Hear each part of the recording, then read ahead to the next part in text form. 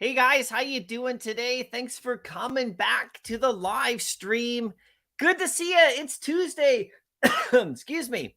June 13th. How was your weekend, you guys? Hope you had a good one. Oh, I'm doing all right today. I'm a little tired today, you guys.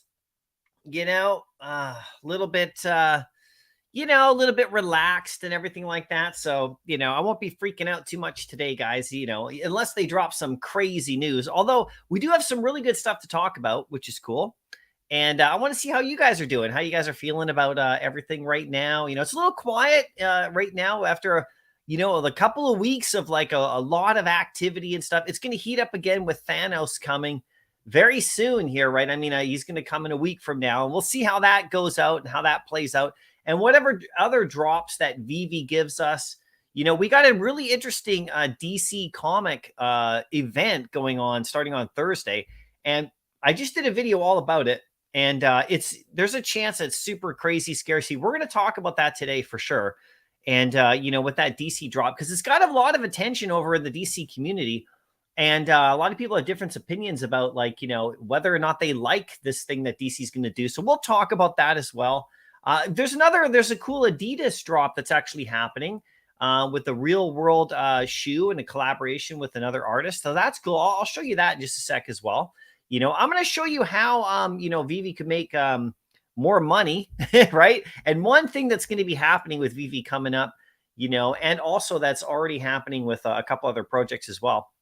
We'll talk about some of that too in regards to just like collaborations with people, famous people and stuff, how NFT marketplaces make their money and stuff. We'll talk a little bit about that. That's pretty cool. There's a comic right here. I'm going to break down this, Invincible Iron Man right now. This comic, this is a good one. It's not unbelievable, but it's pretty good. So we'll get into that a little bit as well, for sure. And then we'll just, show you how we'll talk about the Elmond X as well. That whole King Tut mask and how you can participate in that one if you want to go for that whitelist, which looks really cool. We have lots of time for it, right? So there's some good stuff to talk about, and we'll see if Vivi announces anything like that or whoever else announces stuff as well. We'll talk about crypt toys. We'll talk about all sorts of stuff, whatever you guys want to talk about. We're not going to be here a long time today, okay? Because, it's not the most busiest of days. There's always stuff to talk about for sure.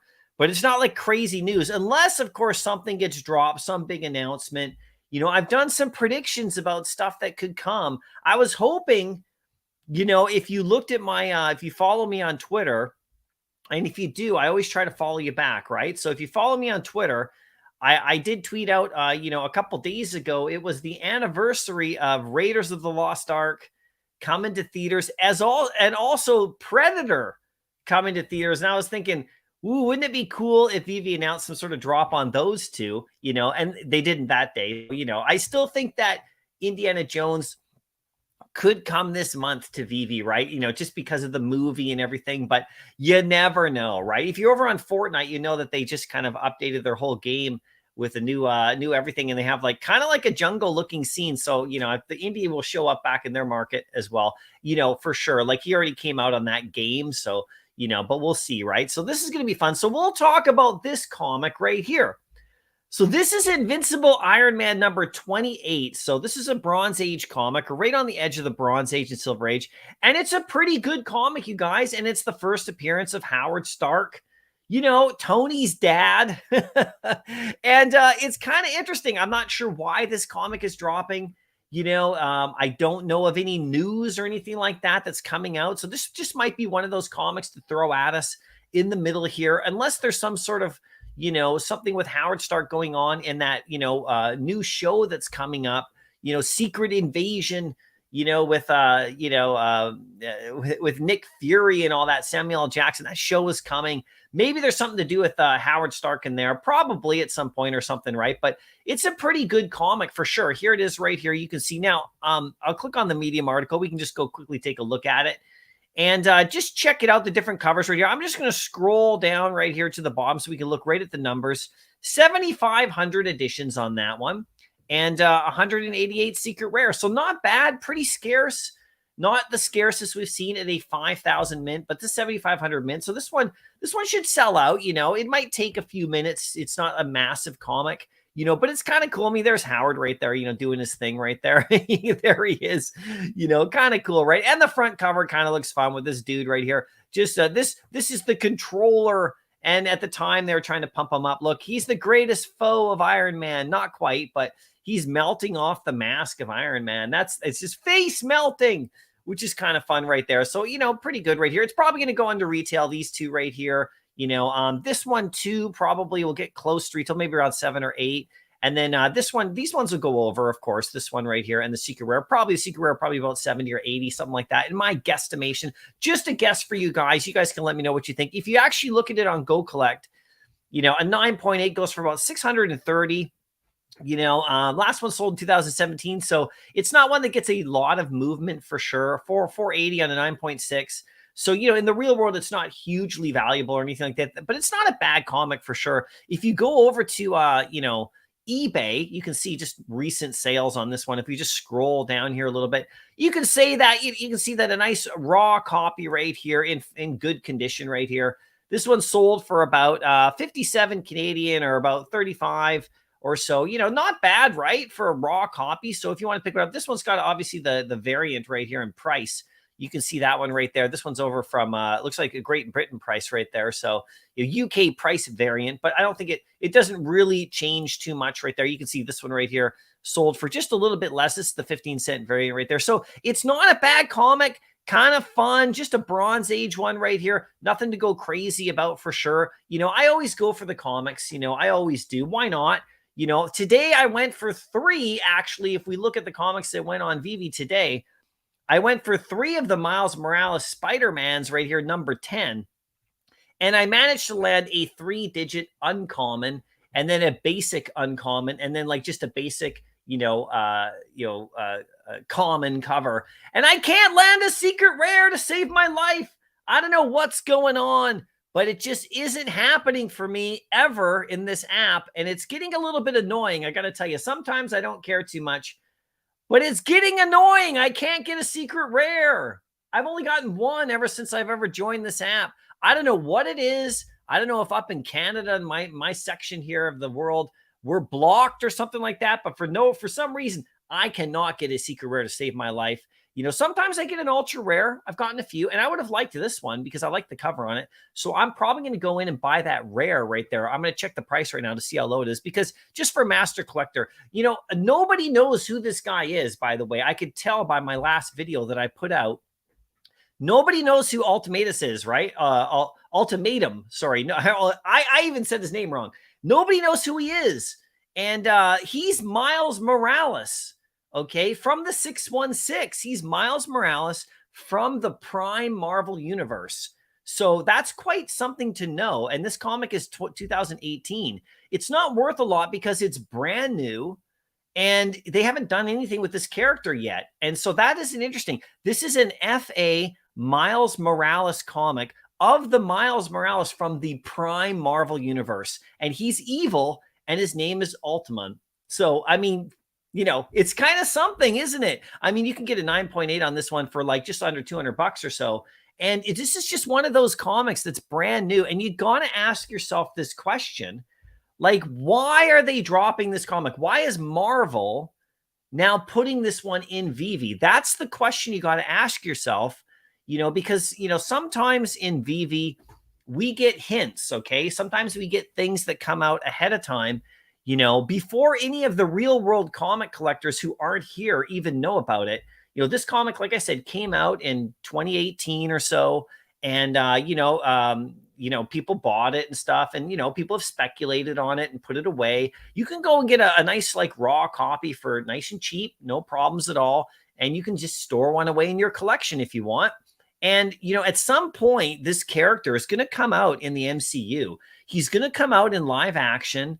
Miles Morales, of course, he's from the Miles Morales we know up here is not from the same universe as as Ultimum here, who is actually from, the 616. So that is really significant. It's not in regards to how much it's worth. It's regards to like the character himself, and he's evil and he works with the Kingpin, and like in his world. And this is the main world Okay, so the Miles Morales we all know, the Spider-Man version, that's not from the main Prime universe, right? He ends up in the 616 and he fights this guy all the time. So at least in these early comics. So it's definitely one, in my opinion, that, not saying it should be worth a lot in VV or anything like that, but it's definitely one to keep your eyes out on and just maybe, put away. There's a whole series of, Miles Morales type Spider-Verse comic first appearances that have come out in the last few years that are really key, And, if you're a comic collector and you're thinking about the future, what they're going to do with this character, some of those comics, are definitely worth going after and grabbing a one or two, like in the real world. And you can do the same thing here on VV for sure, right? With these exclusive covers, So if he comes out in the MCU, which eventually Miles Morales will come into live action, we know he will, and he's going to end up in the 616, okay, which is the main universe. I think the Marvel MC universe is a little bit different. So, but we'll see this character at some point. This Ultimum guy, we'll see him at some point because he is Miles Morales. So you're getting an FA Miles Morales here with this comic. And I don't think a lot of people know that. I think most people don't know that. I remember I tweeted this out and a lot of people were like, wow, okay, really? That's cool, I guess. And then you go over to eBay and you check it out and it's not really worth that much, just because it's so brand new. So this is the kind of thing you think about, like, years out there, years down the road, and we'll see where this comic goes from here for sure, right? So, anyway, over on DC, now, if you actually check out, like I said, I just did a video about this whole Flash event over on DC. So let me just find this really quickly right here. There's the dot swoosh thing going on right there. And where is my little DC? Okay, I'll go into my email right here. This is something. So now this event that's happening tomorrow. Now, here's another thing. I don't see a lot of people fully grasp, and that's okay. That's what we're here for. I've been looking at this event for since they announced it. And at first, remember, we were live here last week when they announced this event. And we were looking at it together, if you remember, if you guys were here. And I think it was on Thursday, I live streamed. And it was like trying to figure out, like, well, what is this? What's going on? And so now I've had a chance to really look at it quite in depthly. So I did put out a video if you want to watch it. I break it down, but I'll talk about it here. So there is a chance at massive scarcity on this event right here over on DC. There is a massive chance of scarcity, which, we may not have seen, or we may never see again on DC, depending on what they do. And basically, it's a very simple thing of how it works, okay? And I'm just going to explain it to you right here. If we actually just go to the Medium article right here. Okay, yeah, so I already have it up. So it's very simple, you guys. I was looking at this, like, how's this work? Why are we doing this? Like, what's the point of all this? So you got these comics here coming up on Thursday, okay? You got this one drop, this flash drop, not the flash drop that just happened last week. That's different.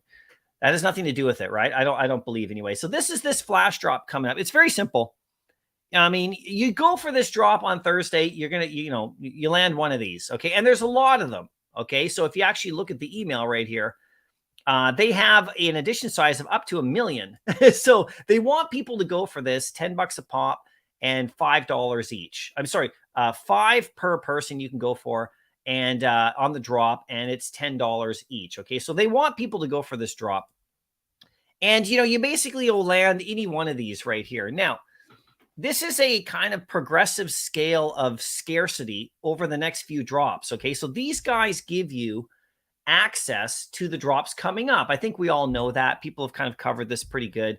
They give you access. So, if you get the common, you can go after the comic book that's coming up, the Wonder Woman one. If you get the uncommon, which is the Golden Age one right here, you can go after the Superman one, which has the variants in it, and then on and on and on. If you get the legendary, you can go after the one on July 6th, which is another drop as well, right? Now, the thing that I think a lot of people are missing about this is that these ones are going to get progressively scarcer, the drops you were able to go for, right? So as it goes down the line. So if you get the legendary on this comic on Thursday, and we'll see how many people, get a legendary, right? Let's say there's like 300 people. Let's say there's 400 legendaries get sold, okay? Because I'm not sure everybody on DC is going to go for this because some people don't like the way this is set up, and that's fine.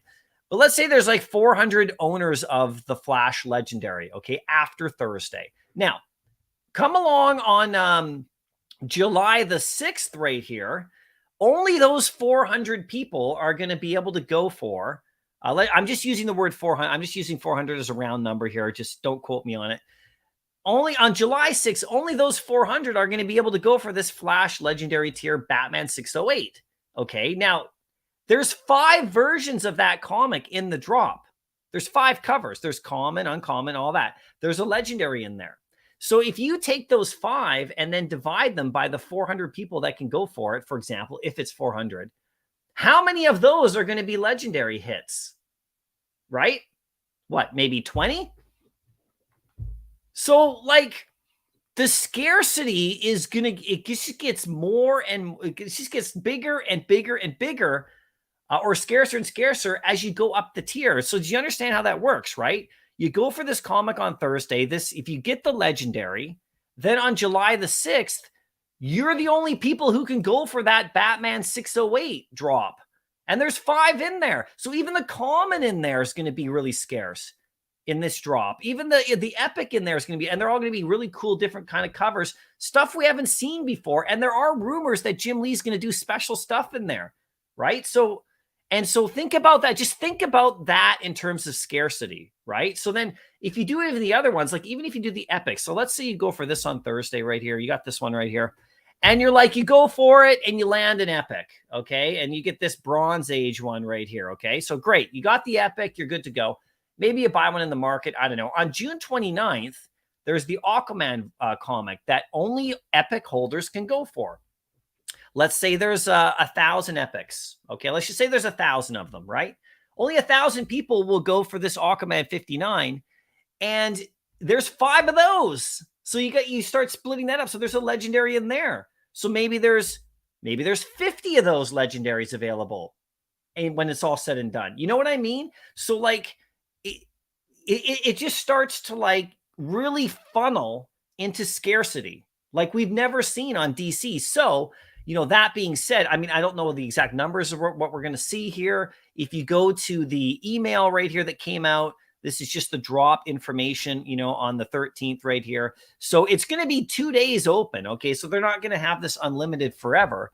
So, you know, there's up to a million. So they're giving everyone a big opportunity. So if a lot of people buy this, you know, there's going to be a lot of copies and a lot of people will be able to go for those other ones and the scarcity won't be as incredible. But if not a lot of people go for these because they're not interested in the event or whatever, or they don't understand, then when these ones come along right here, okay, these ones right here, these are the legendaries inside those drops are going to be really scarce, you guys, like crazy scarce, like scarcer than anything they've ever seen on DC NFT.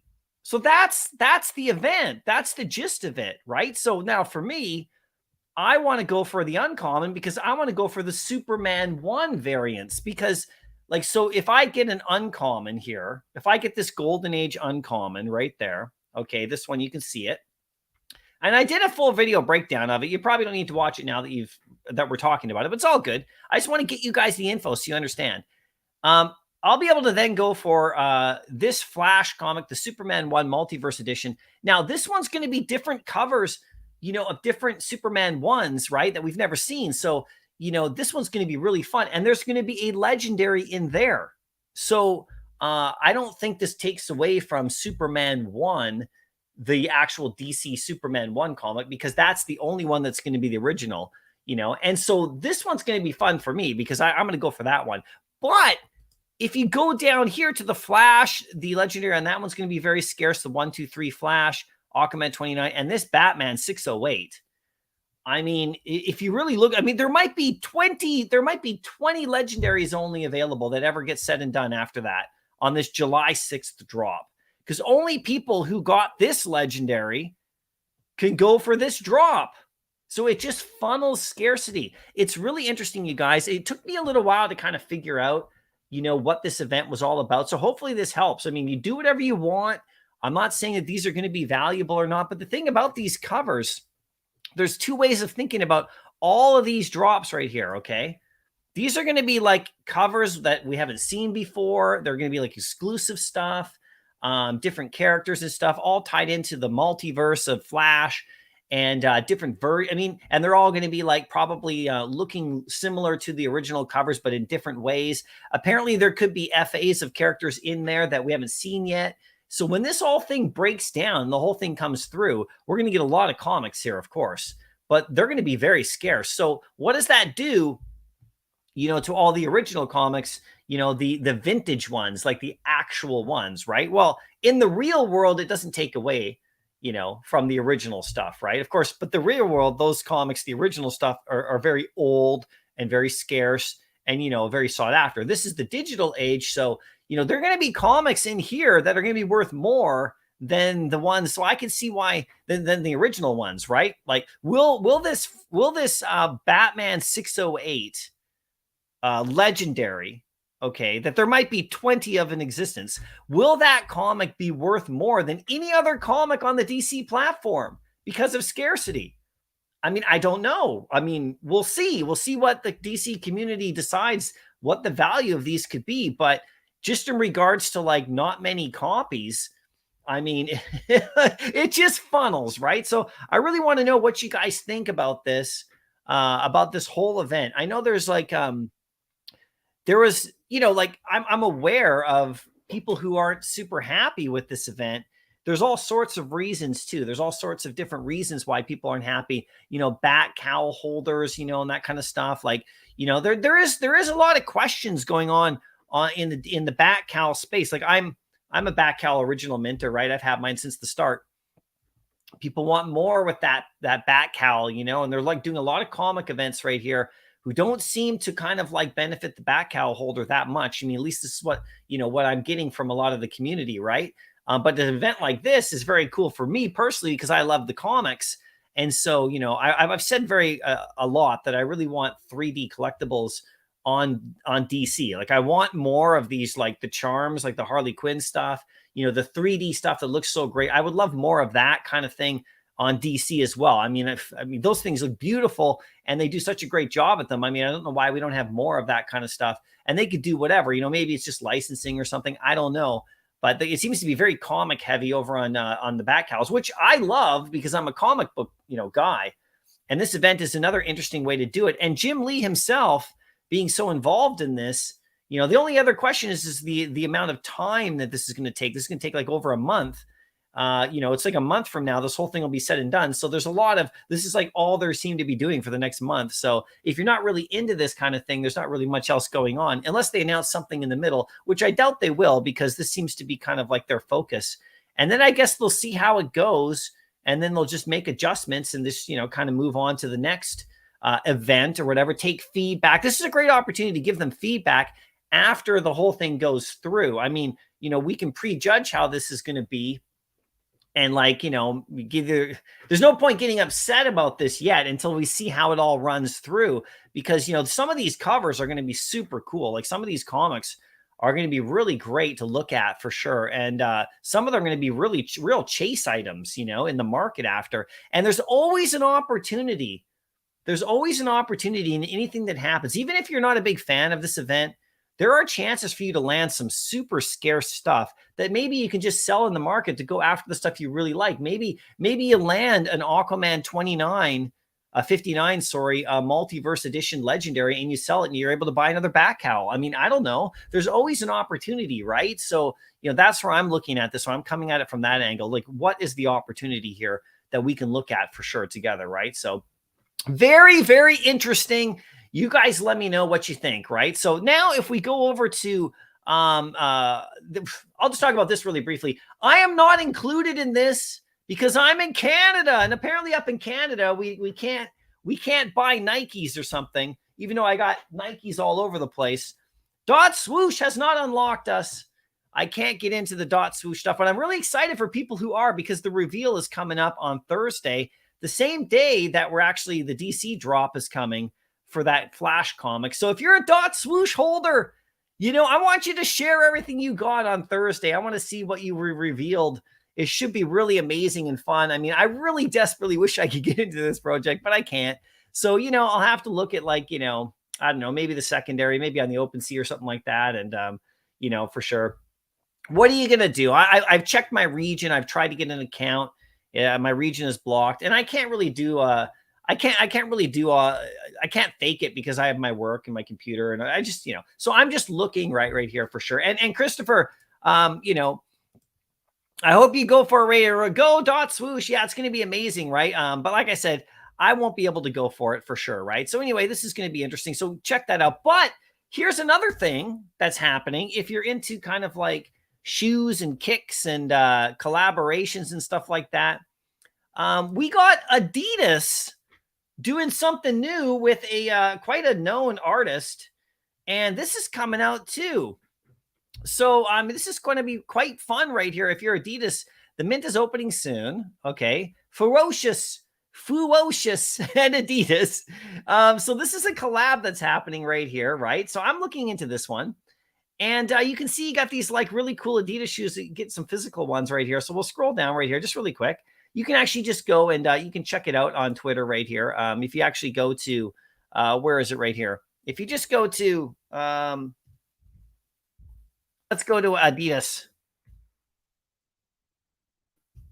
Adidas, where are you? Did I spell it wrong? I think I did.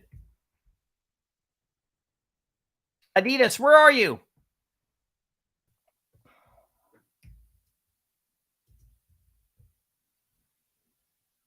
Adidas Originals. There we go.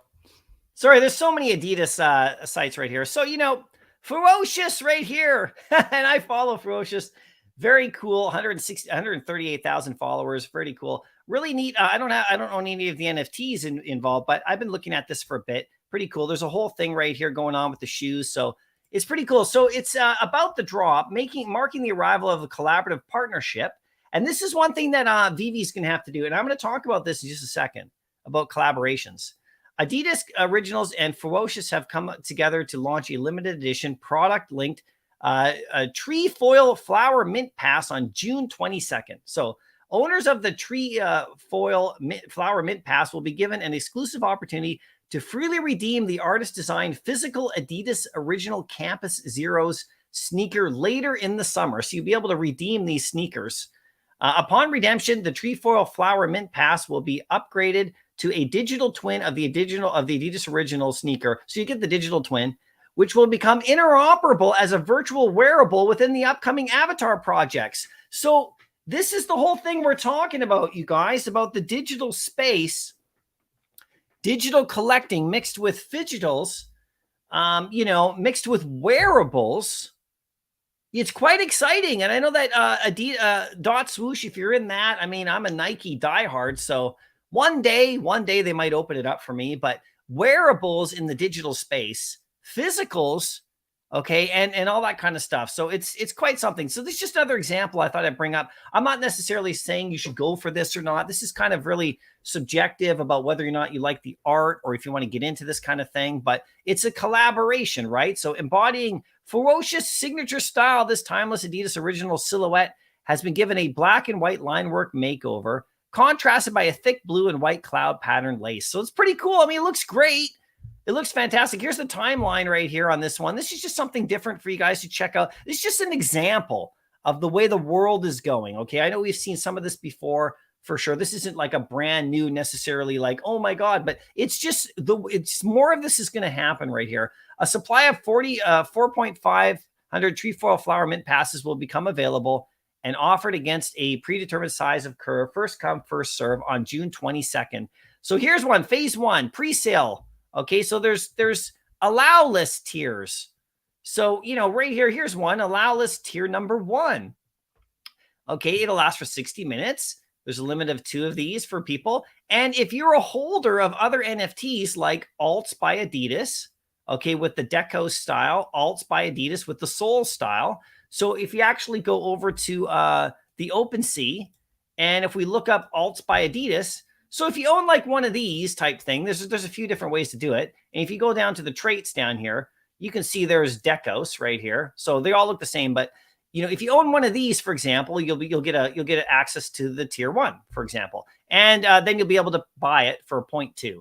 And then there's a allow list tier 2. So this is another one right here, another version. So if you own the Egos one and all Ferocious NFT holders, so Ferocious has their own NFT. If you own one of those, you get access to that. And then allow list tier 3, you Bored Ape, Yacht Club holders, Doodles. I mean, these are combinations, these are crossovers. And then there's a phase 2 public sale. Okay, so that's for anybody else, right? So kind of interesting. Starts June 22nd at 2 p.m. Looks like Eastern time. So, it'll be going till they're sold out. And then in August, you can redeem to get the shoes. And then in September, they'll ship them out to you. So, I mean, it's just kind of one of these really cool things. If you're interested in this kind of stuff, you can see these shoes look pretty rad. And then, there's a whole, like, if you want to go, you can just check them out. There's a whole, like, when's the mint, and there's all the information about that. So I'm not promoting this at all, saying you should go for it. I'm just using this as another example of how, like, big brands collab with like artists and stuff to do really cool NFT and physical stuff. And then of course, make you hold their stuff. So you can actually go for other stuff. It's just the way it's been going on for a bit for sure. Right. So if we click over to this little article here, which is on analytics insight. So, whatever, right. But how do NFT marketplaces make money? The ultimate guide. This is just a fun one, right? This is from actually only about 3 days ago. So I usually track a lot of NFT articles and stuff. And very simple. I mean, we all kind of know how they make their money, but the reason I'm bringing this up is because of one little section down below. Of course, they make their money with transaction fees. We know all about that on VV, right? And listing fees and all that kind of stuff, right? So those are like, all sorts of NFT marketplaces do this. Premium features and services. Okay, so they may include enhanced visibility for listings. We don't have that yet on VV. Priority access to limited edition drops, premium customer support. Not a lot of that right now. Exclusive community features, that kind of stuff like that. So there's other ways that VV can generate money, but that's okay. Secondary market fees, of course, we know all about that, right? But here's the one right here, partnerships and collabs. So I know VV is going to be doing more of this as time goes on. There's going to be more partnerships and collabs. And I'm not just talking about signing in IPs and dropping their NFTs on VV. I just mean partnerships and collabs for sure.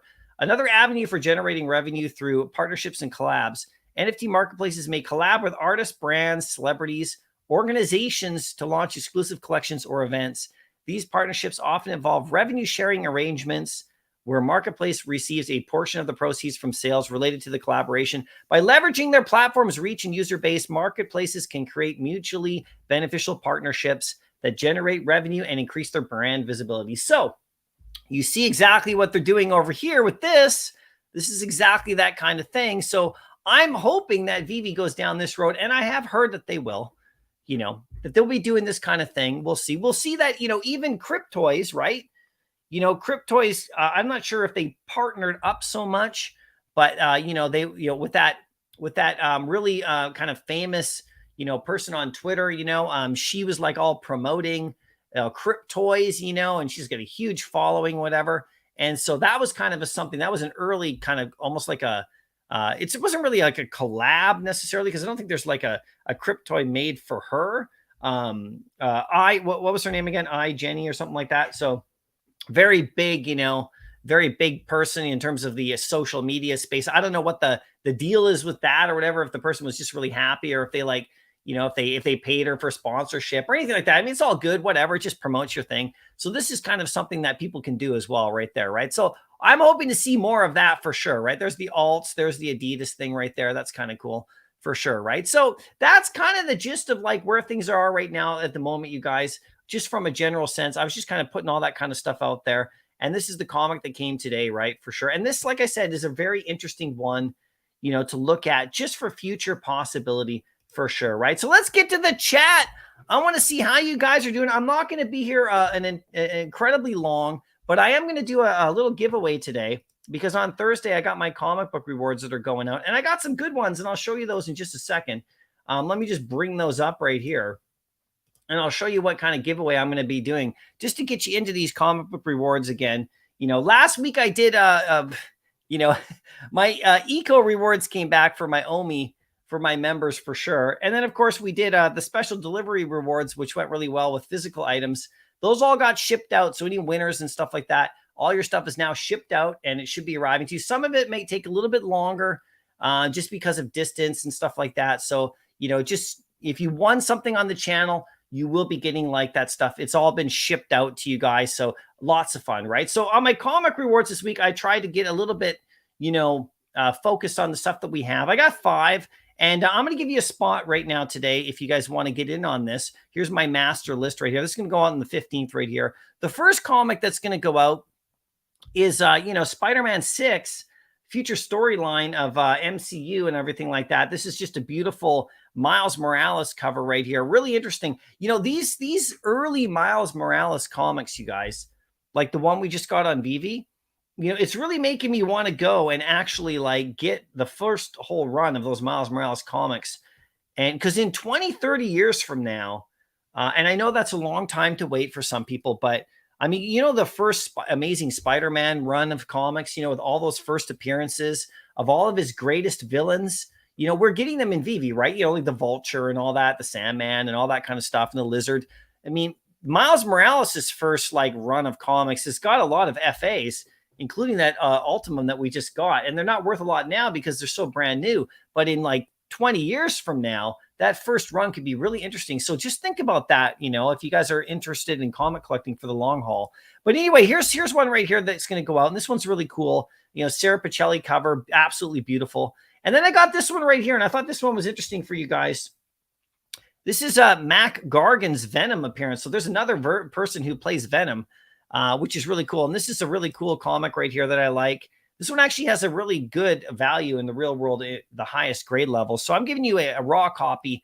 Very cool cover for sure. And, it's like that Matt Gargan Venom is a different Venom, right? So I'm trying to pick ones that might be applicable. Then I got this Daredevil comic right here with the Kingpin appearance. And the reason I picked this one is because the cover looks so beautiful. But also the Kingpin in here, the storyline, could be in that Daredevil show. And just so you know, the Kingpin is friends with Ultimum, who is the Miles Morales. They're like friends, right? So we might see that character show up in the Daredevil show, which is coming up, right? So it's all this kind of like, why are we getting that comic in Vivi? That's what I always ask, right? So that one's going out. And then I got this, basically this Silver Age Fantastic Four number 90. And this is an appearance of the Super Skrull. And this comic actually is quite valuable at a 9.8. It's, well, not incredibly, but it's about $2,000 at a 9.8. And this is just a raw copy for you. And this is, we got that, Secret Invasion show with the Skrulls and Nick Fury and everything. So I want to give my members a Skrull comic. He basically comes and takes the Thing as a slave to put him in this competition. It's very cool. It's a very early Fantastic Four comic. And it has some good value to it. So that one's going out to my members this Thursday as well. And then because we got that Iron Man comic, I threw this Bronze Age Iron Man and Captain America comic at you. There's only 19 of these graded in the world. It's kind of a weird, scarce comic, but this one's going at you guys as well, right? So in the chat, I'm going to give away a spot in that, comic book rewards right here. So I'll give that out in just a few minutes right here, with a drop head that's got the Blind Box logo, right? So, and that's going to be fun on Thursday, right? For sure. I'll have a bit more energy on Thursday for sure. I'm a bit tired today, you guys. I got to say, just a little bit. I'm working though. I have my coffee. I'm not ill. I watched the NBA Finals last night. That was pretty cool. I went over this weekend to see a friend of mine in Vancouver, and I went to this bar called Courtside. And it's this unbelievable NBA basketball themed bar. And I watched, game 4 of the NBA Finals there. And that was really exciting. There was tons of people. So I had a pretty fun weekend in terms of that. But I was out pretty late. So I'm an older guy. I can't stay out late like that anymore unless I'm at a Vivi event. If I'm at a Vivi event like Comic-Con, then I'll stay out all night. And I'll just catch up, when I get back. But so I was out a bit late and had some fun that night. And then I watched the finals last night, which was pretty cool too, right? So Bob Sales is first. Good to see you, man. How you doing today? Thanks for showing up. I appreciate that. Cole, how you doing? Good to see you, Cole. I like the PFP right there. That looks good. That Nike one right there. I love it. Let's go. Let's ho. Bob Sales, I was just thinking about you. That's so weird. Oh, when I launched the thing. Well, I really liked your last video, man. If you guys haven't checked it out, head over and check out Bob Sales' last video. Very good one for sure. As always, nice work. You're working hard. I love it. I appreciate it. Delilah's in the house. How you doing, Delilah? I just sent off your guys' package. with the stuff you guys won. So it's going to take a week or two to get there. So let me know when you get it, and just let me know how you guys like those ones. You got the zombie Magneto in there, the Funko figure, and then the Stormtrooper, which I believe sorry, the you guys got the Wolverine, the one fresh out of the case, and then of course that other comic, that zombie comic. So it should be a fun package. Let me know how you guys like that for sure. Christopher, how you doing? Good to see you today. Great for coming out. How'd you like the movie last night, Christopher? I saw on Twitter you went to Flash, and that looked fun. You're going to all the top movies. I love it. How did you like it? I saw you were tweeting out about it, and you're always, when you tweet, you always show like I want to go to the movies with you. I wish we were in the same town. We could all go together. But did you get any good merch? For sure. Viva la Vivi. How you doing? Good evening from the UK. Great to see you. Thanks for coming out. I hope everything's going well for you out there in the UK. OG Vault's in the house. How you doing? Good to see you too, man. Hey, man, your UFO video was freaking me out. I hope you guys are watching those vids. Freak me out. I love it though, man. That was so awesome. And the live stream today was fun. I went for 3 of these comics today, not because I thought they're going to be valuable, but I'm just trying to bust through and get that secret rare. I don't know what's going on. Does anyone have an answer for me on why I can't land a secret rare in VV? I don't understand it. Does anybody know? Could somebody please let me know? Could somebody DM me and let me know? Is it where I am? Do I have to on my phone, iPad, web app? It doesn't matter. Doesn't matter. Can't get a secret rare to save my life. Just can't get one. I'm saving up, I guess, right? That's what I always tell myself. I'm saving up for Captain America 1 or Hulk 181 or Hulk #1. Which, by the way, I think could drop this month, you guys. We could get Hulk 1 this month on VV. I mean, we could, right? Couldn't we? We got those Hulk drops coming, so, we could. So, but anyway, thanks for coming out, man. I always appreciate it when you come to my live streams for sure. 100%. Smarty Pants, how you doing? Massive collector, Smarty Pants, with the huge vault.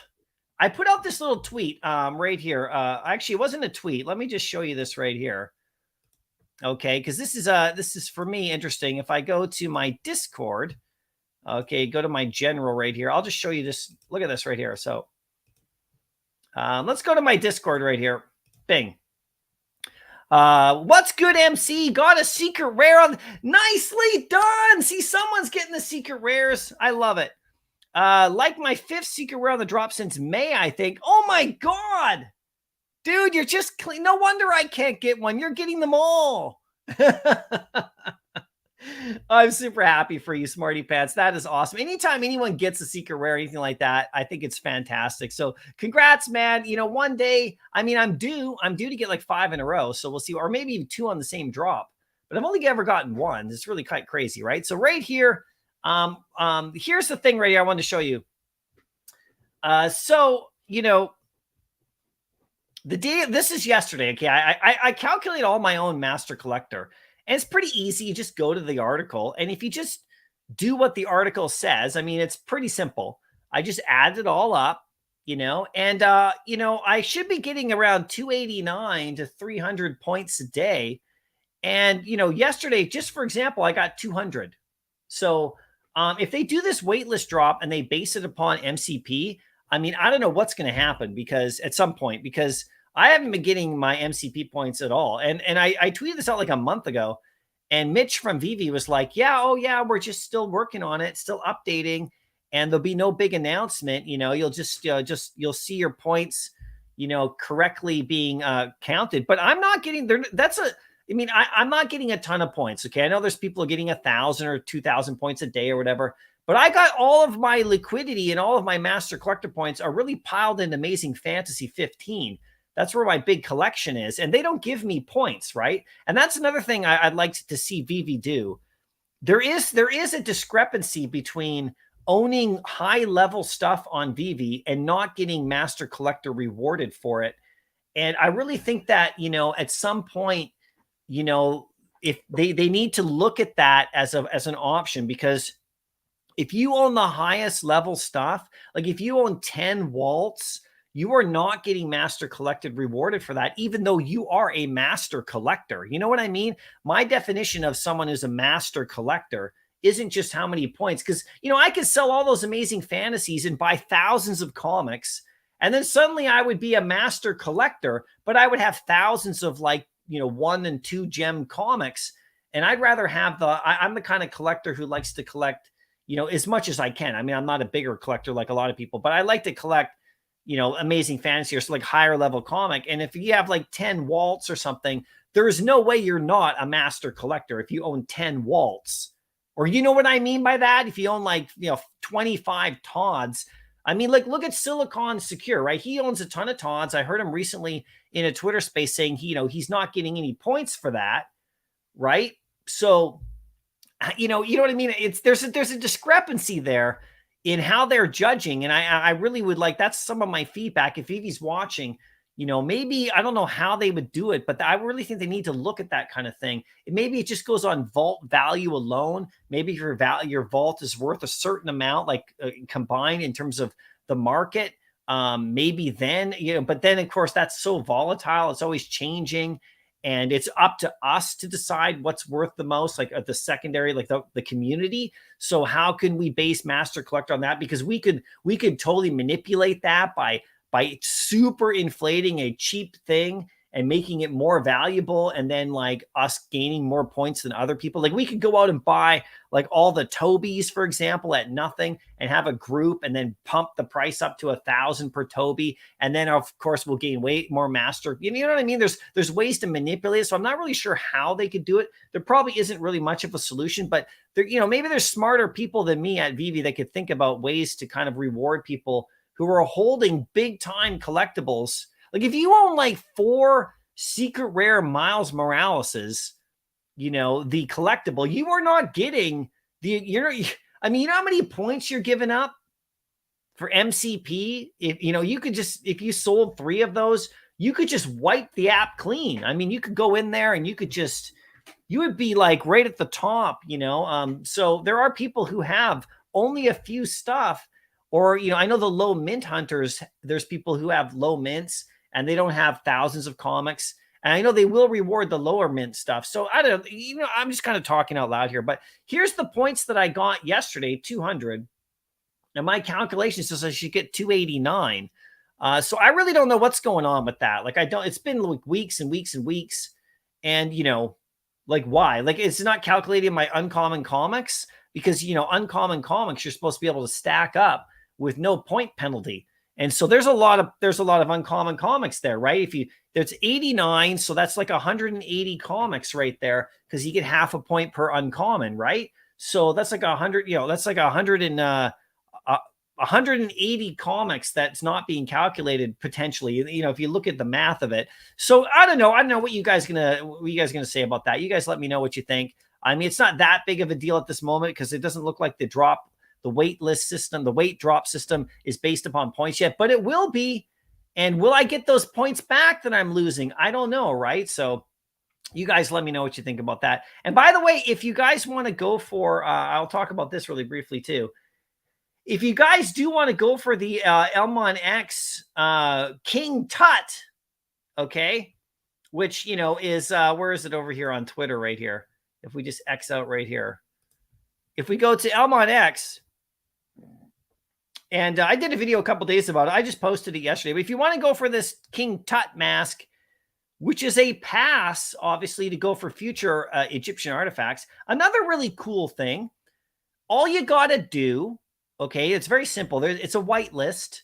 There's only 300 spots available. There's only going to be 300 of these. There's 330, but they hold 30 back. They take the first 5, okay, of mints. And then the next 25 are random chosen, like in terms of the mint number. So, you know, there's 300 of these available to the public. And I mean, it looks amazing. I mean, look at that. It looks really great. But here's some other artifacts. So you get 2 guaranteed with it. So all you got to do is you just got to go over and then just interact with them on socials. It's very simple. It's not easy to get, because it's going to be difficult to be one of those 300 people. But you just join their if you want, you just join their Discord and get in there and hang out and interact and have fun and tweet and that kind of thing. Go to their, tweet their stuff out. They want you to help promote them and get the word out, which is nothing wrong with that. That's cool. It's like crowdsourcing in a way, in a kind of a fun way, but there's more like community building. They're trying to get people's attention, And so if you go there and you retweet and stuff like that, and you do that a decent amount between now, it's like a month between now and the end of the month, you basically will have a better chance of getting on that whitelist. And if you get on the whitelist, you'll have a chance to buy, and so you're not going to get one for free, right? You'll buy one. And then then that will give you access to the other artifacts that are coming up, and you'll get a chance to own one, right? Which is cool. So that's basically the gist of it. If you just do that, you're good to go. It's very simple. It doesn't require much. I mean, the community in here is having a lot of fun. Like you can see the Discord right here. It's actually probably the busiest Discord that I've seen. It's really ingenious, actually. If you think about what Elmon X has done here, it's quite ingenious because it's very simple. It's like, hey, how do we get people access to the whitelist? Well, let's only give it to people who are literally in the community. Let's give it to people who are literally interested in the community and seem to be here. I know there's going to be a lot of people are going to jump in here who are just going to be retweeting and stuff just to get on the whitelist, but they're also going to monitor to see who actually is kind of really interested in the community. I don't know if they're going to do it by who owns the most of their collectibles on the open sea or anything like that, or, that kind of thing. Maybe they'll factor that in as well. But, you just got to be a part of the community if you want to get on the spot, a waitlist spot. And then afterwards, we'll see what happens if they do this again for future drops and stuff. But it's a great way to help community build. So I think it's really smart, and we'll see what happens. I don't know. We'll see if that goes for sure, right? What happens with that, right? We'll just go to back to VV really quickly right here. The next VV drop is this comic. I just talked about that at the beginning, right? So for sure. Omar, how you doing? Good to see you today. Thanks for coming out to the live stream. Always great to see you. Nano, good to see you as well. We're having a great time. I'm having a good day today. Like I said, your package went out to you. So let me know when it arrives safely. I went to the post office to mail some stuff yesterday, and it was quite funny. So when I do my rewards, I mail stuff out, of course. And, you really have to be careful with the shipping prices on some of these items, and you got to be really savvy. Yeah, I've had a lot of experience with shipping stuff, just from selling toys and stuff and, all over the world for years and years. So, and thanks so much, Kobe Collects, for gifting those memberships. I can see that Kobe Collects gifted some memberships. That's really nice of you. Thanks, buddy. Anybody who grabs one of those memberships from Kobe, DM me and I'll get you that blind box drop head, to get you into the comic book rewards. So I'll actually give you a choice because you can have a choice of which one you want to get into. So thanks so much for sure. And there's Alex right there. How you doing, Alex? Great to see you. So I was asking, why is it coming out? Because it's Father's Day, obviously. So yeah, duh. I mean, I'm a dad. I should know better. But thanks, Alex, for clarifying that. So this drop right here, Howard Stark, it's Father's Day. So that makes sense. Thank you very much. I can't believe I forgot about Father's Day. I hope no one else in my house forgets about Father's Day. So there you go. Thanks, Alex. I appreciate the clarification on that. There you go. Always great to see right there, I wonder what's going to happen on Father's Day. I wonder if I'm going to get any fun stuff. Hopefully I just want to spend the day with my kids. I don't really need gifts or anything from my family. Just spending the day hanging out with my kids, playing some video games. I like to get my hands on Resident Evil 2, the remake. I have Resident Evil 4, and we're playing through that. Actually, have you guys seen the new Star Wars game that's coming out? Holy smokes, that's going to be right up my alley for sure, right? So there we go. Bones, how you doing? Good to see you today. Thanks for coming out, man. Appreciate it for sure. VV fans, how you doing? Good to see you. Hey, what's up, MC? Hoping we get another big Disney drop announcement soon. I need more platinum with my gold. Yeah, man. I mean, you see those platinum 100 posters that we have on VV? They are actually, they're quite valuable now, you guys. I wasn't able, if I go to the market right here, okay, and if I go to the brands, I wasn't able to acquire. I mean, I made a mistake. Okay. I'm just going to, I said it before. I'm going to say it again. I made a mistake with these platinum moments right here. So, okay, I had everything lined up to get the Mickey poster, the Disney 100 Mickey poster. This is what I wanted to do. That was my plan. So, when I first got involved with the potion and the uncommon Mickey right here, the platinum. So, I was watching the event, and I was gonna craft and get this poster because this is what I wanted. And instead, I decided to sell the potion for about, like, I think it was like about 180 or something like that, thinking I would get the poster after. I made a bit of a decision with that, and I sold Mickey as well, so I had the combination of the two. And then I was going to buy the poster after. The only problem is, and I totally made an error on that, because the problem is the poster is up to 400. So, that was a good lesson for me.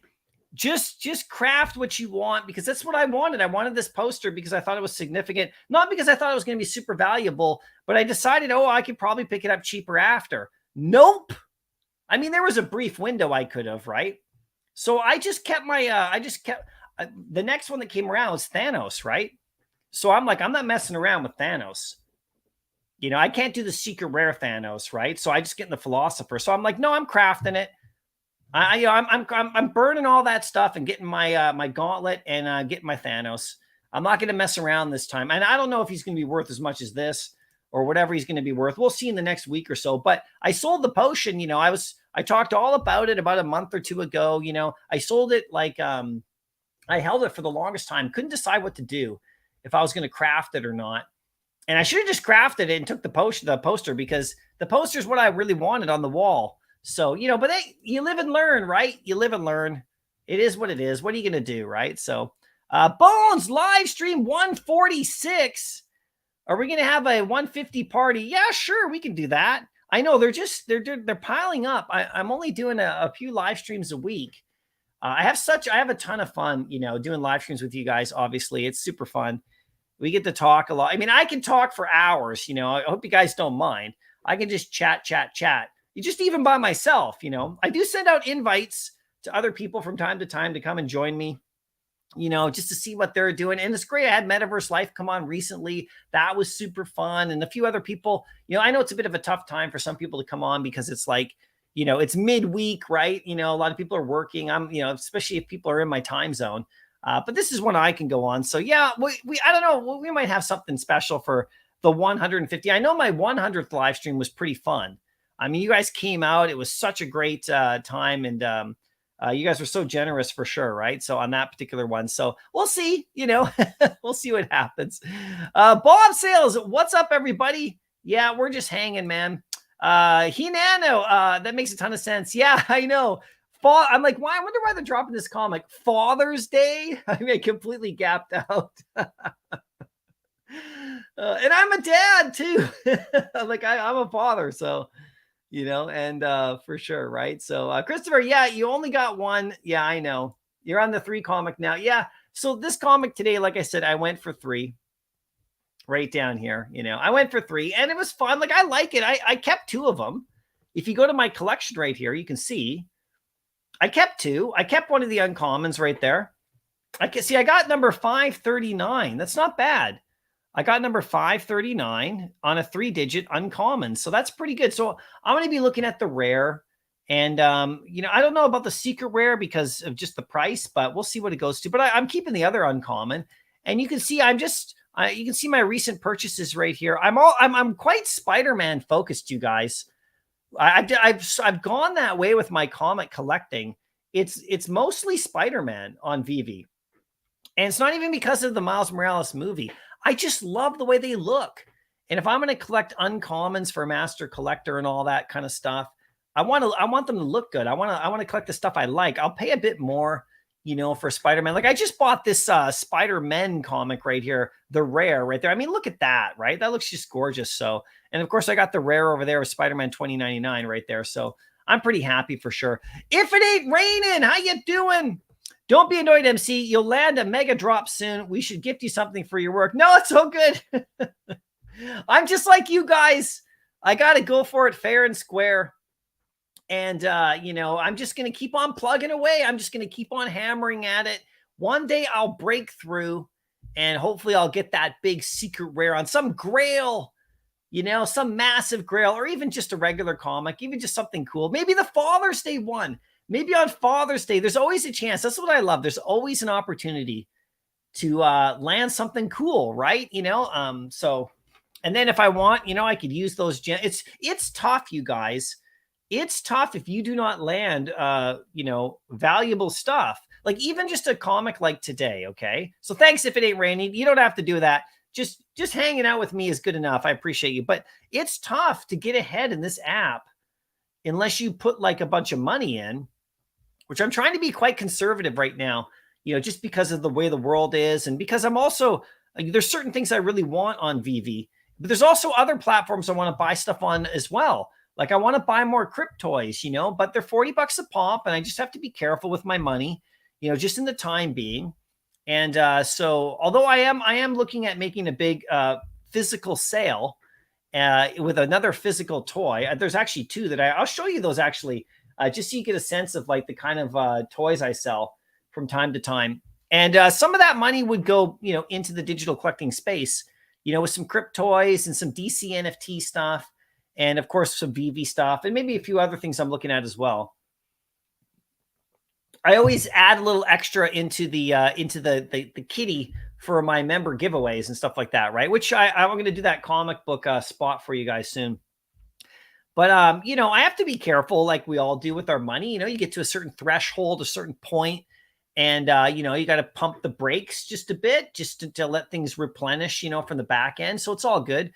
So I'm not in a rush to get, but there's certain things on VV that I really want to complete, and if you do not land these comic drops, if you do not land secret rare comics or like, stuff like that, if you're just doing it from a point of view of like, kind of flipping your way up to the bigger stuff, you don't get that extra liquidity, you don't get that extra boost.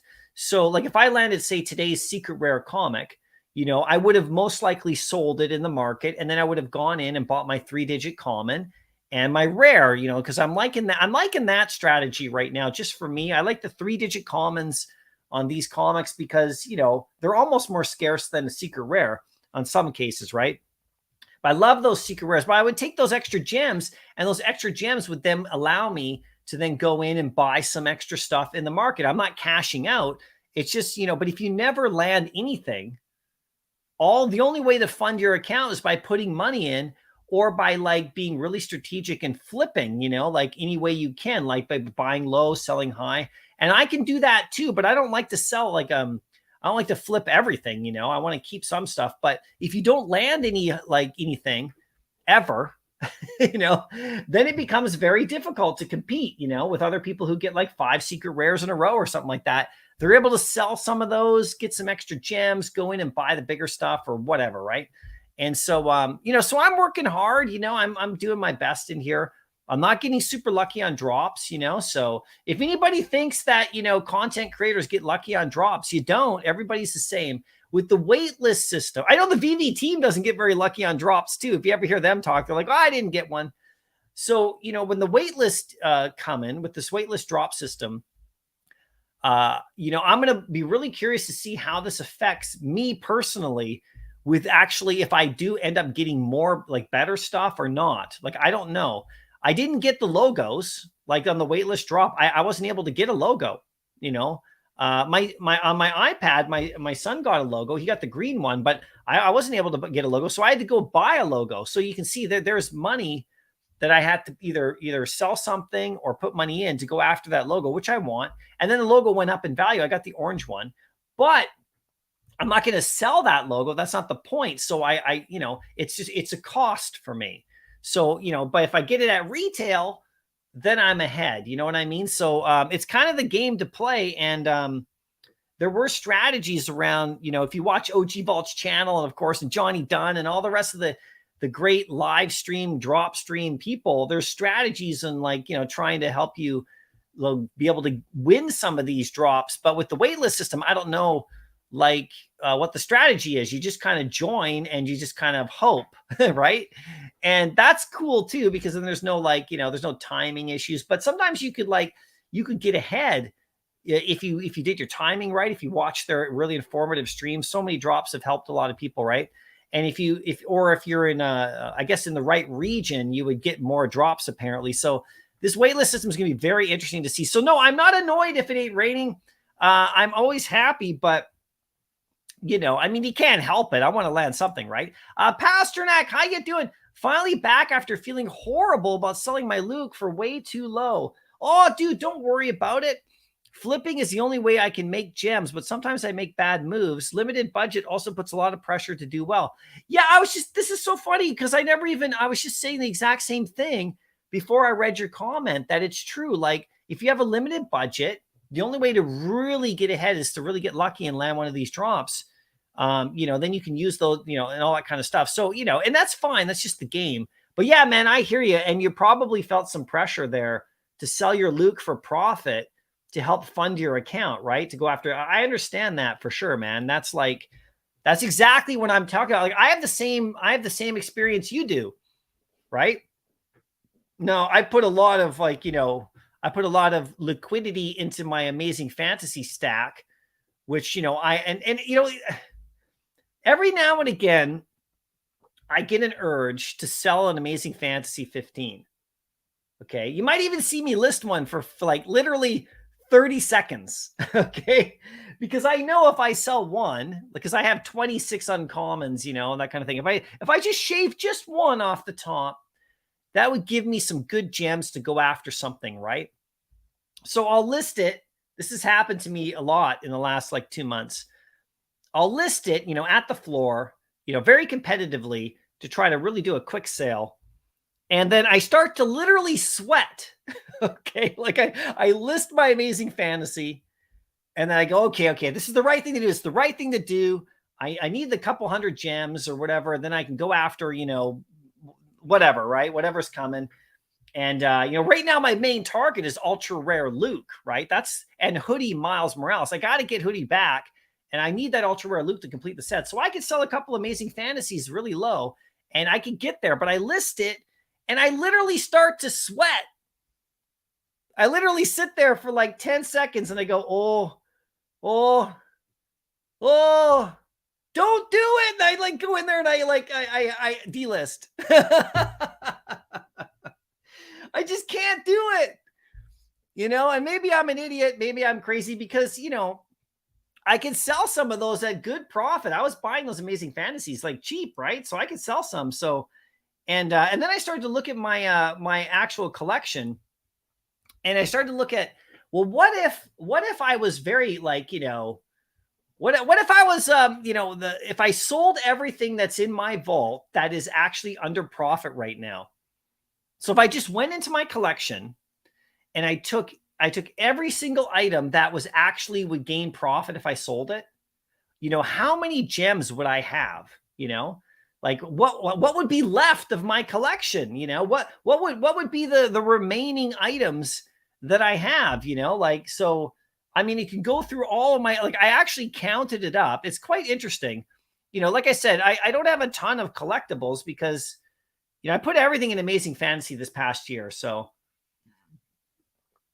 and so when people look at my account, sometimes they go, oh, wow, you only have like 27 collectibles. I thought you were like VV Diehard. And I'm like, yes, I am. I just stacked it up in certain areas. But if I went in and sold all the stuff that's in profit right now, this is the stuff that I know that I would sell. What would be left of my collection? Okay. I minted Maestro, so he's under. These two would be profit. Okay. The logo would be profit. This would be profit. This one is still up for debate whether it's profit because I crafted it, but I don't care. The Soul Stone, I kept one. It doesn't matter. He's in profit. Okay. He's in big time profit right there. So 1, 2, 3. So I got 1, 2, 3, 4, 5, 6. Okay. He is in profit. That's 7, 8, 9, 10, 11. These guys are both just under where I paid. Okay. Uncommon's under 11. So they're Mysterio, that's 12, 13, 14. He's under, okay, right there. Ultra rare right here. He's 15, 16, 17, 18. So all of these items I went and looked at in the last day or so, and I would have to sell all 19 of those. That would leave me with 8 collectibles that are not in profit. So that's pretty good. I think I'm doing pretty good right now. If you go to the comics, that would take a lot more, I have a lot more comics. So that would be a lot harder for me to judge, right? Like these comics, but most of these comics are all like I said, they're all doing fine. Like these 3 digits are not in profit, but they're actually, if I went to sell them, I would gain probably what I would buy, what I got them for. But all my uncommons, like all 40 of these Spider-Man 4s are all in the green because, I buy the floor on them, right? Like every now and again. And all of these, I got lots of little uncommons and rares and stuff and 3 digits and things. I mean, my Miles Morales, that's in profit. This Amazing Fantasy is like always on the edge of profit. And in here, these guys are in profit, all these, but this guy not the rare, but these guys right here, some like half of them are in profit, half of them are kind of right on the edge because I was buying these red low 200s, right? That's sort of where it sits. So if I sold everything that was in profit, I would really have not much of a collection left over. The only thing is like, how many gems would I get? And then what would I do with those gems? You know what I mean? So you did the same thing with the Luke, hey? The Luke Secret Rare, yeah. I didn't know he would go this high. I felt like there's always a chance he would. And now, he's so scarce that it's tough, right? For sure, right? G43, I saw your tweet today. You snagged the 616 rare for 39. I saw that. Congratulations. That's on this comic right here, the 616. That's actually really incredible because this is Ultimum is the 616 Miles Morales, and it's his first appearance. So that literally is the best comic you could have got, the best mint you could have got of that. So 39, that is amazing, man. You should put it up in the market for like 616. Maybe you'd sell it. But congratulations, man. That's great. I wasn't able to snipe. I was driving around. So Comics and Crypto did a poke fun at the character from today's comic. They don't seem to think he's going to do well. Yeah. Well, that's who knows, right? The thing is like this character, it's so new. He's so new and he's the evil version of Miles Morales. So, we just don't know what they're going to do. I mean, maybe it's outfit because he has a kind of an Iron Man look. But if you look at the first Star-Lord and how he looked on that comic, he doesn't look anything like the movie. So, the fact that it's an FA, I think it's interesting. But yeah, right now, this is the kind of, they should know. Right now, this is like, this is so early. The comic came out only a couple years ago. And this character hasn't been seen yet. So it's pretty significant character, but we'll see what they do for sure. Granddaddy Crypto, how you doing?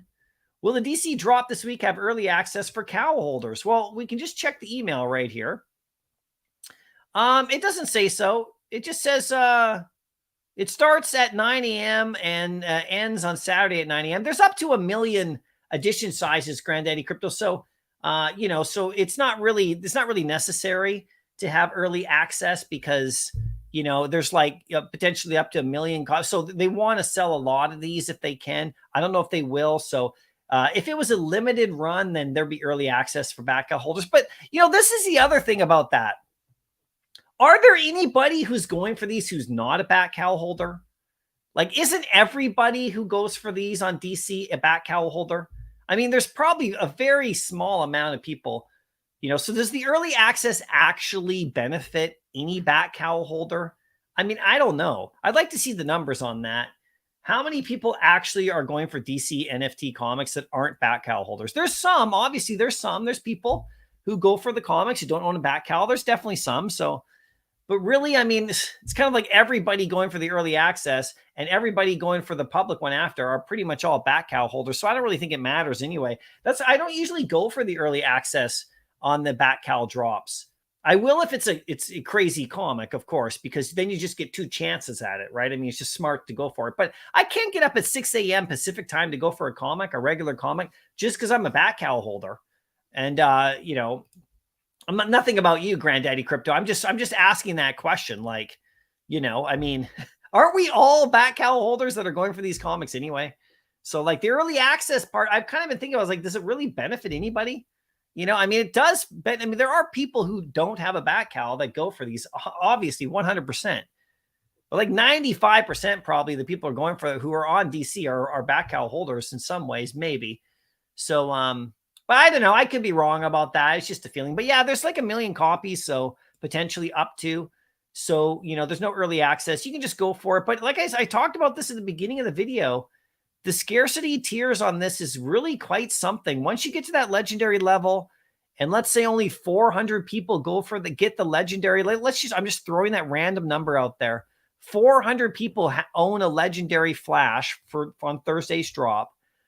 Only those 400 get to go for that July 2nd drop. Okay. And that drop on July 2nd has got 5 rarities in it. So there's a legendary in there that's going to be even more scarce. It just boggles the mind to think about the potential scarcity. Now, if they sell 1 million of these, then of course there'll be there'll be 3,500 people with that. And then, then it won't be as scarce. But if there's only like 400 or 500 people who own that legendary flash coming up on Thursday, that July 2nd drop is going to be nuts. And then, of course, the epic is the same thing, just slightly less scarce, and the rare. So that's the funneling of scarcity on this DC drop. It's quite something, quite something right here. OG Vault, no, none of the drops will. Yeah, exactly. Yeah, exactly. So a lot of people aren't very happy about that too. People aren't very happy about that too. Back cowls, yeah, I mean, if you spend some time in the Twitter spaces, they want the best for the project.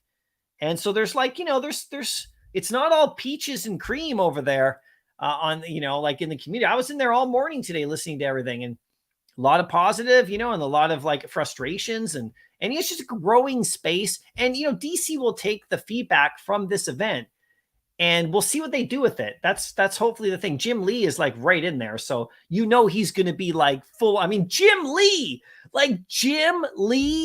himself is with the Bat Cowls. I mean, man, that's Jim Lee.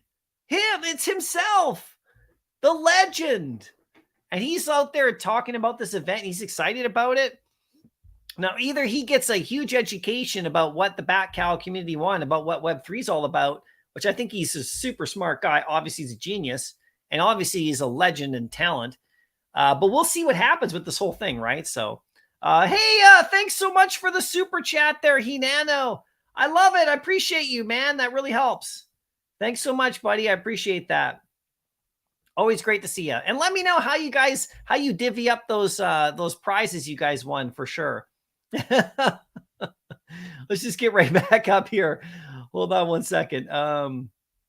Where were we? Right here. Okay, here we go. Duck and Covers in the house. How you doing? Good to see you today. Thanks for coming out, man, for sure. Christopher, I'm so excited. I wonder what I'll pull on Thursday. Yeah, we'll see what happens. We'll see what happens with it. Evolved, how you doing? Great to see you as well. Thanks for coming out. What's up, drop heads? There you go. Passionate, can I buy the legendary DC comic in the market and be eligible for the upcoming drop? Yeah, you should be able to list it. I assume you should be able to list it in the market. So, the people are going to be trying to sell that legendary to get access to the other legendaries.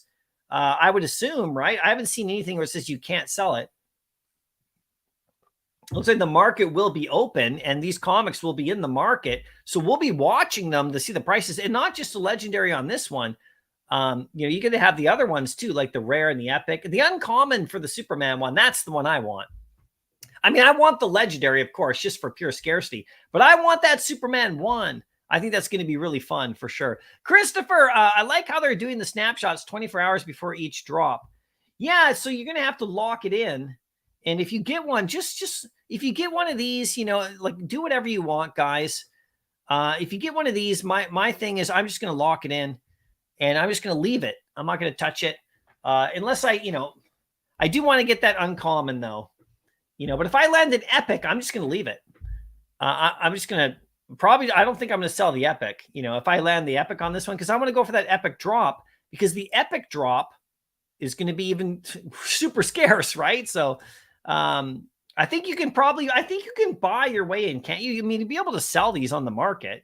Let me know, guys, if you can. I have not seen that where if you get one, it's locked in your account. I believe the market's going to open. The people will be buying and selling them, I think, right? So I believe, unless I'm totally wrong on that. If I'm wrong on that, let me know, please. I'd love to know. How to Brain, how you doing? Hey, MC, do you think that if we have 2 uncommon, we get 2 guaranteed boxes on the next drop? That's a great question. You know, I can't answer that definitively. I know you'll be able to go for the drop. Okay. It doesn't give you one on the next drop. I don't believe, right? It doesn't actually give you one. Okay. You'll be able to go for the next one.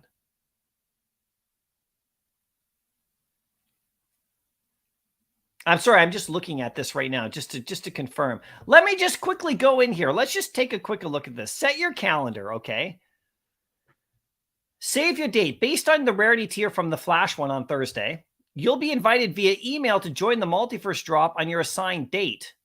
Snapshots will be taken 24 hours before the public sales start for the Multiverse sales. If you aren't able to secure your desired rarity during the drop 1, you can purchase your coveted rarity on the marketplace. So you can purchase the one you want in the market before these upcoming drops. You just need to hold one 24 hours before. And I don't believe that you'll be able to get 2 spots. I think it's just, you just have one and it gives you access to the next drop. That's the way I see it, How to Brain. So, you know, if you have like 5 legendaries, you know, that's cool. I think what you would do then is you would lock up other people's ability to go for the drop at all, you know, on the July 2nd. So, you know, that's an interesting strategy as well, right? So, Christopher, the power packs threw us all for a loop. You never know. Yeah, I bought a power pack as well. I'm selling all 3 right now to get the ramp up for this one, but it was a fun little thing to try, the power pack. I thought it was pretty cool, but I'm selling all 3. I got an epic, and I got an uncommon and a common, and they're all on DC. They're all on the floor just because I need those extra little bits of money to go for this flash drop. But it was a fun experience, right? I'll do that again if they come out with those and buy one because you get 3 chances at a legendary. It's pretty cool. If it ain't raining, if they drop 1 million flashes Thursday, that sounds like 150K legendaries. I'm reading it wrong. It said it's up to. So it's up to. So if they don't sell that many, it's only a 2-day window. So, you know, like they want people to obviously buy as many as possible and to try to get that legendary. And of course, so that's why I put on my video question marks. It has the potential of being the scarcest thing you've ever seen. After 2 days, we'll see how many legendaries actually exist on that first flash drop and rares and epics and all that. And then we'll know how many people are going to go after the next one.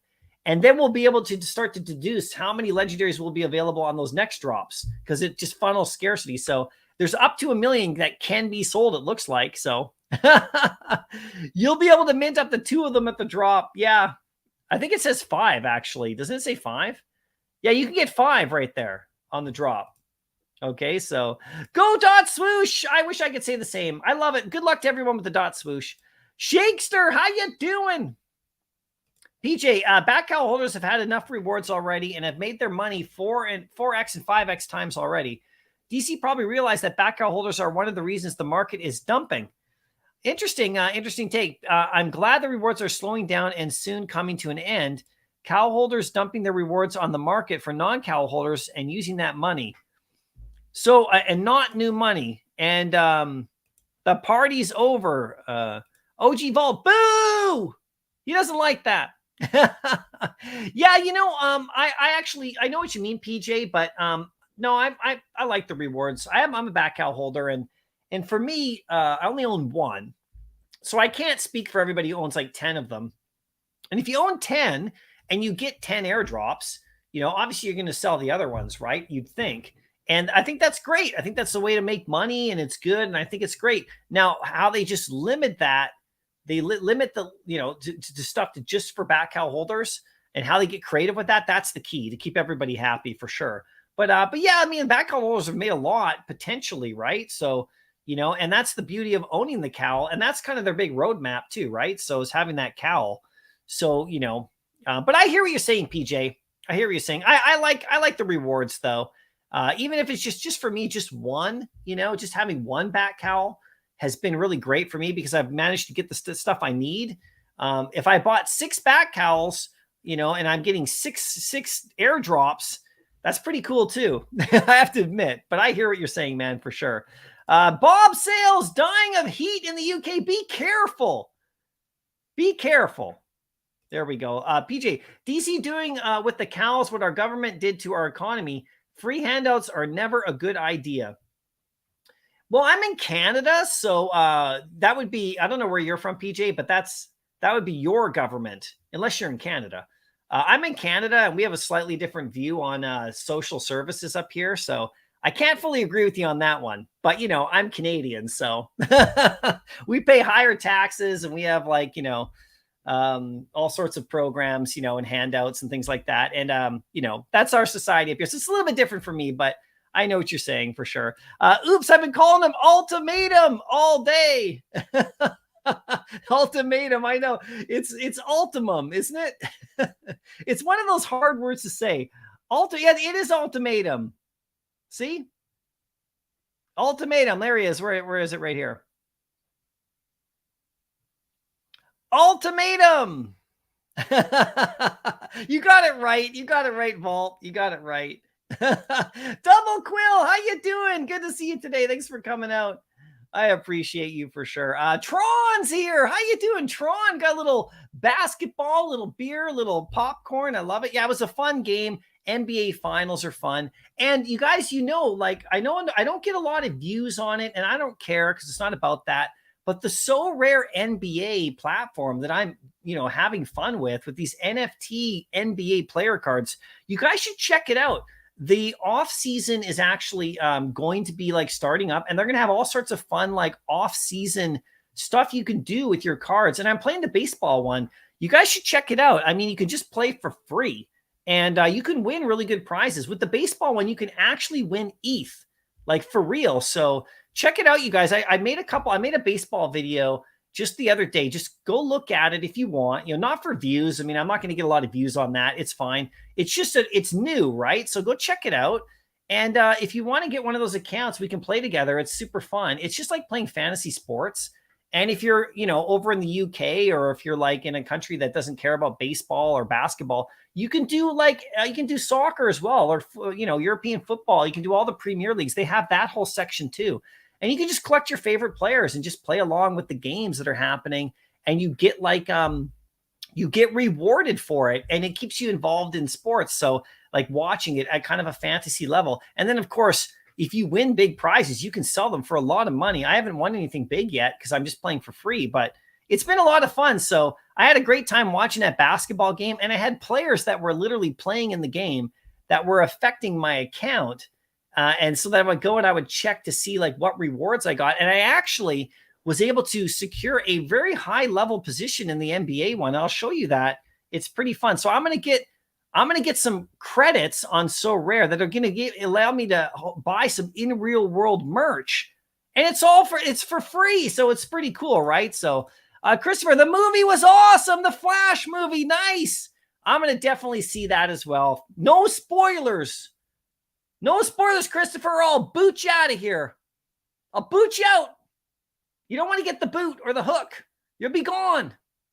The comic's great too. Yeah, the Flash comic with the 2 Flashes that meet, that's the one you want for sure. Bob Sales, the UFO stuff. Oh my gosh. Don't scare us, Vault. Double Quill has never gotten a secret rare. You and me are close to the same boat. How could Double Quill have never gotten a secret rare on Vivi? It's crazy, right? You and me together for sure. Vault, I hear buying some gems from the store helps you get secret rares. Can't confirm. Well, it doesn't work for me, Vault, because that's all I've ever been able to do. So I'm going to debunk that theory,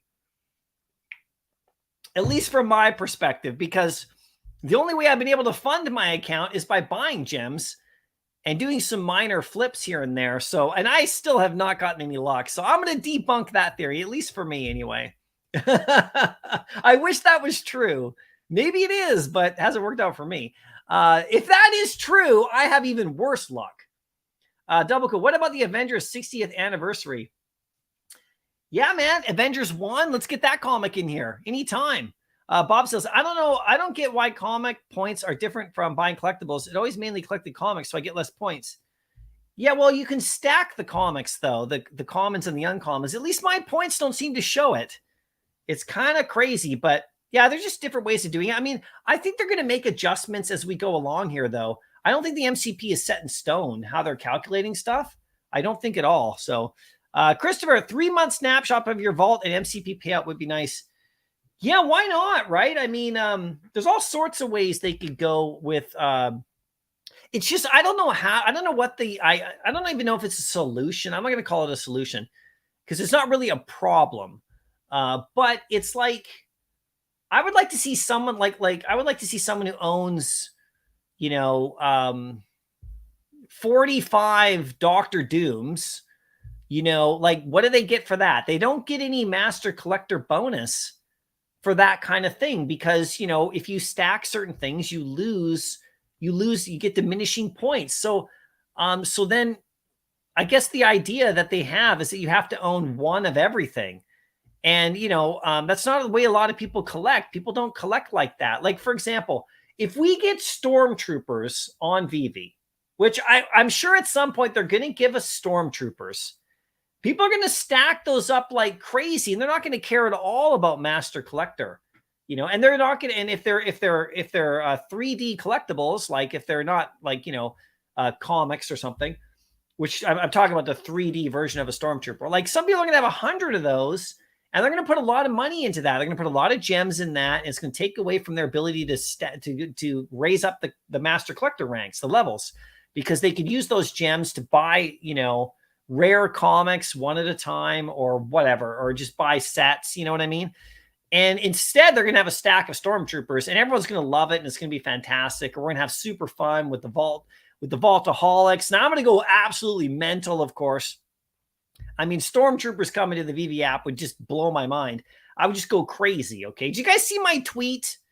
Did you guys see my tweet from a few days ago? I mean, I don't want to self-promote my tweet, but where am I right here? Did you see what I'm doing right here? Look at this. Let me just scroll down right here. Okay. Here's my recent tweet. If you guys like my tweets lately, I've been having some fun. These are just some of my Stormtroopers that I own. My vintage ones. Look at that army. I will go crazy, you guys, if they bring Stormtrooper. I'm telling you right now. But I will not get any Master Collector benefits out of it. It'll just be for the pure passion of the 501st Legion. Vader's Fist. I will be wearing my Stormtrooper mask. If they announce it, you will see me live streaming in my full getup, you guys. I don't know if anyone wants to see that, but you will see me. I will be fully Stormtroopered. Okay, you will see it. It'll happen. I'll show you the whole thing. But look at my little army right there. There was a time. So I swear to God, I may never buy anything else in this app.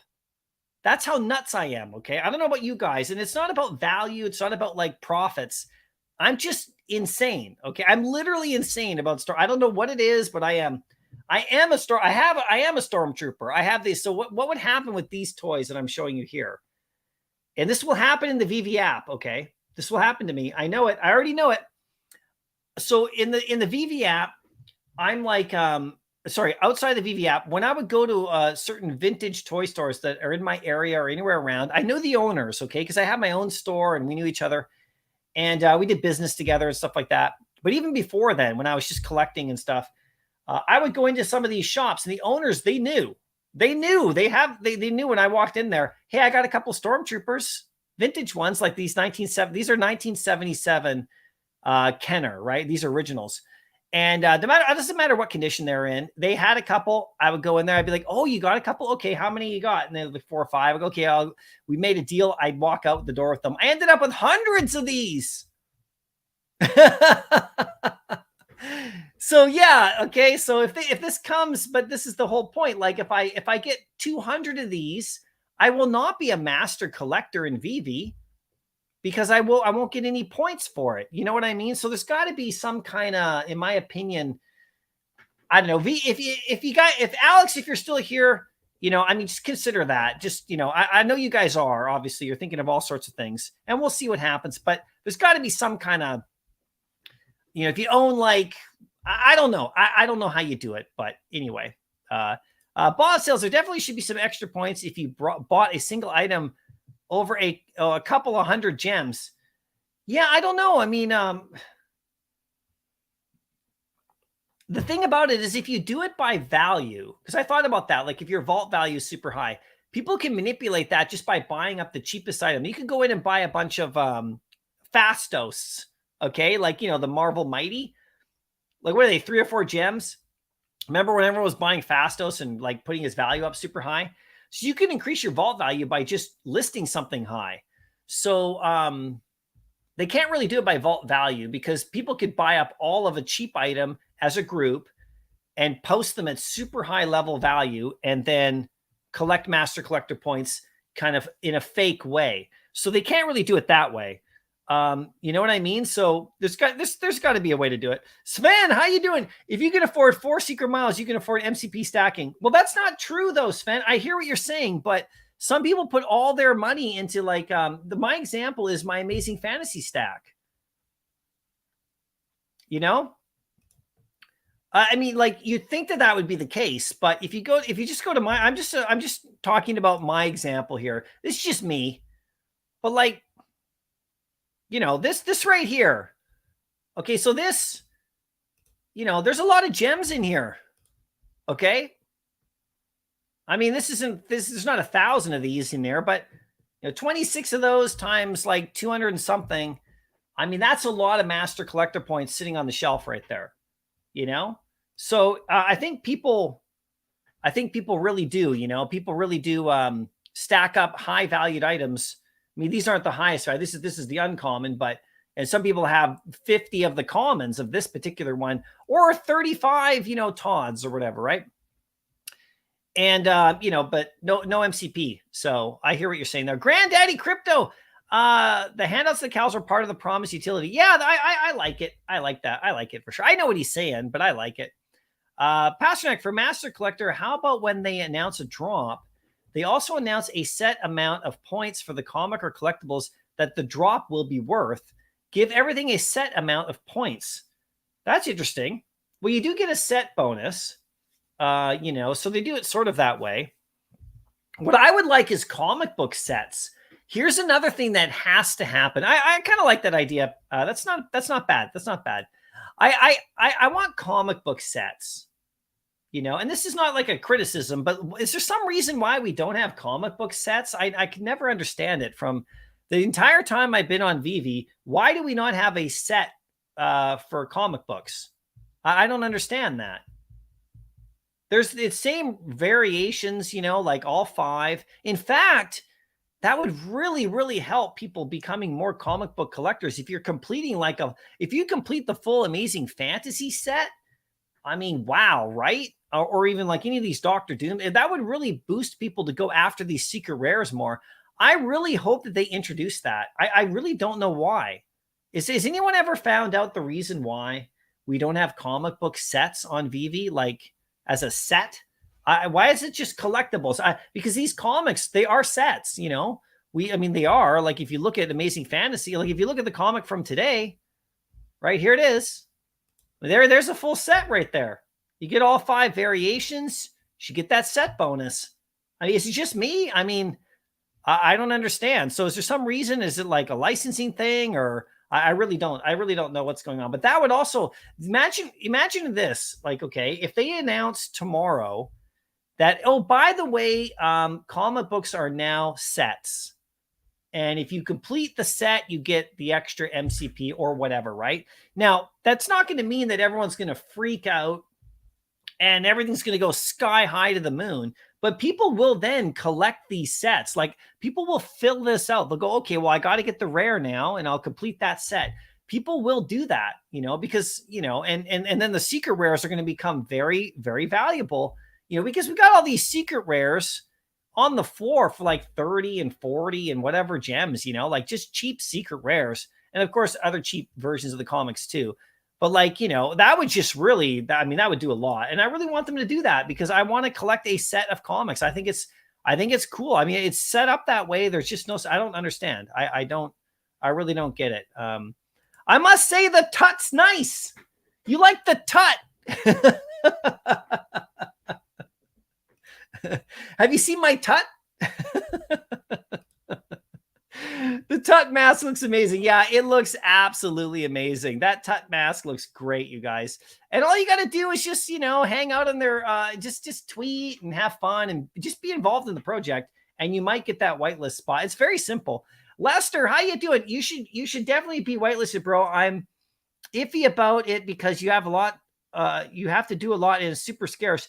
Yeah, I don't think I should be whitelisted any more than anybody else because I don't own all the Almond X stuff right now. Like I owned, I didn't get the Mona Lisa. I wasn't able to get it. I did get the Starry Night, right? I won the Starry Night, if you guys remember, on that controversial Twitter one where I won. Oh, they were giving it to an influencer. Yeah, I've never won anything, so I'm taking the win on that one. I held it for a while, and then I sold it. Okay, and no problems. Still got the ETH there, so I can go buy it. Seeing the price go down, I could buy it back now for a bit cheaper, which I'm looking at. Although, as this platform gets bigger, this Elmont X stuff is getting really more important.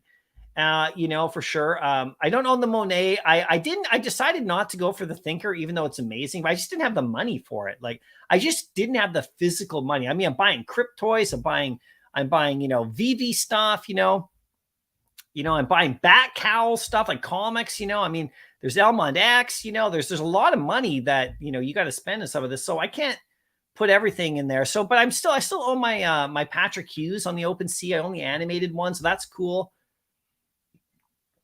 And I really do like what they're doing, but I'm just going to be doing the same thing I normally do. I'm not going to go crazy in there, tweeting every single day. But that's probably how you're going to be able to get on there. I think if you just show that you like the project, you own some of them, you're in there and you help spread the word. That's generally kind of the idea that I see. And, so I know people are going to kind of go nuts about it. You're going to see people tweeting every day and that's cool. They can totally do that. I think the people who are tweeting all the time already are going to continue to do that. Right. So, but yeah, you never know, Lester, just, you just get in there, play the games, have some fun and enjoy the community. It's like I was in their, their Discord and it's really popping. The Discord is going well. People are in there hanging out. They're doing little games in there. It's just kind of it's just if anything, if not even about getting the whitelist, just about having fun, then, just engaging in the community. So Smarty Pants, if you think, I think if you can at least engage on their Discord for a couple times a day for 4 weeks, that's probably more than most will have the energy to do to get on the whitelist. Yeah, possibly. I'm just going to continue to engage with them the way I always have, just because I like it. But yeah, that's probably all you need, I would think, right? So Polka Poke, the next VV drop. Next VV drop coming up. We got a Father's Day drop coming up. So if we go to VV itself, see, there's my Stormies. Don't mess around with my Stormtroopers, you guys. I swear to gosh. Yeah, I would challenge anybody in this community to have more Stormtroopers than me. Okay, here's the next one right here. Oh, it's Elemental. I thought this was coming. This show, is coming out. This is cool. Have you seen it with fire and water and all the elements? This is cool. These are going to look really good too. Have you guys seen the trailer for Elemental? It looks pretty cool, like a fun show. Another Pixar drop from Disney. That's cool. So peek behind the curtain of the making of Elemental with these 5 pieces of concept art. So it's the concept art, not the 3-dimensional. I would like to see the 3-dimensional figures, but the concept art, that should be fun. And drops blind box in a waitlist format. So it's waitlist on the 16th in 3 days. So we'll wait for the Medium article, see how many we got, but it's another waitlist drop. So that looks cool. And there's some concept art. I got to get more art on my walls. Once the VV verse opens up, I'm definitely going to be more interested in getting art, in the app. I'm just collecting comics and all that kind of stuff mostly. And, but I got to decorate my place somehow. Right. And so I'm going to want some of this, especially those Star Wars posters. But this is cool. That looks good, right? You guys, we'll do a breakdown of that. We'll wait for the article to come out. That looks awesome. And then of course we got the Father's Day one coming up after that, which I totally gapped on. I'm like, I wonder why Tony Stark's dad, Father's Day, of course. There you go. There you go, Jeff. How you doing? Happy Father's Day. Yeah, it's coming up, you guys. It's weird we have Father's Day the same day, but not Mother's Day. Well, Mother's Day happened in May, right? So I'm a bot. Why do you think DC Comics NFTs are so undervalued compared to Vivi? I don't really think they're that undervalued. I mean, that Superman 1 is just a monster. DC 38's pretty high as well. And, you know, I think they're doing just fine over there. The back cows are nicely valued. But if you're talking about in general, just the comic books in general, there's plenty of cheap comics on Vivi. Plenty. I think in the higher levels, though, some of the highest level comics that they have over on DC NFT, like some of the big ones, the real world grails, you know, they're not as valued as high as I would have thought they would be, you know, and so that's a mystery to me as to why people are selling them so cheap. So really, it's not really I can't really answer that question because we'd have to ask the community why are we selling like some of these comics on their platform so cheap? These grails in the real world that could be worth a lot more. The legendaries seem to do quite good, you know, but all the basic, you know, lower level modern comics and stuff, you know, I mean, on Vivi, we have tons of cheap stuff too. So the only thing is on Vivi, we can incentivize buying those cheap stuff with their master collector program. And so I think, you know, that kind of thing would help over on DC as well, something like that. And we'll see what happens with that. But the bigger stuff, you know, I don't think the community is like that big. Like it's not, our communities are not that huge. And there's only so much money to go around. So, you know, Superman 1 over there is an absolute juggernaut. And of course, that DC 38 Robin appearances, I think is the second top. And then, of course, you got that Batman comic, that Detective Comics one that came out with a specialized cover. That one's pretty high. I actually, you know, if you look at all the top comic books in the space, I actually did a video about it not that long ago, a few days ago, just about the top 5 comics in the space. And of course, Superman 1's right up there. And, you know, Amazing Fantasy Secret Rare passed it, the legendary. I think they flip-flopped again, or they're always battling it out. But once you get DC 27 and you get Action Comics 1 and Batman 1 and stuff like that, you're going to see some valuable comics. And this drop coming up is going to be really interesting to see what happens. But I just think, you know, the community, it's not that big. There's not like 1 million people in the DC space, just like over on Vivi, right? So, you know, these are the good times. I hope they stay cheap so I can get more. But yeah, that's probably what I'm thinking. It's just size. And we're still at the early stages of digital collecting, very early stages of digital collecting, not early stages of like, of say Vivi or DC, but early stages of digital collecting. And it's just going to keep coming. If you've been watching my videos over the last little while, you'll know how I feel about the world of digital collecting. I mean, we're just getting started on this whole thing and these Apple goggles and all sorts of stuff. You can see these big brands are getting more into digital collecting. It's just the way the world's going. So those comics, you know, they're coming from DC themselves. They're licensed from DC, and it's the only place to get them. And they're not like some other project or anything. It is DC. So I think those comics are very, very important. And it takes time, though. You know, it really does. And some actually, the thing that I think is really going to really take things off with Marvel and DC Comics is when they start giving us comics that don't exist in the real world.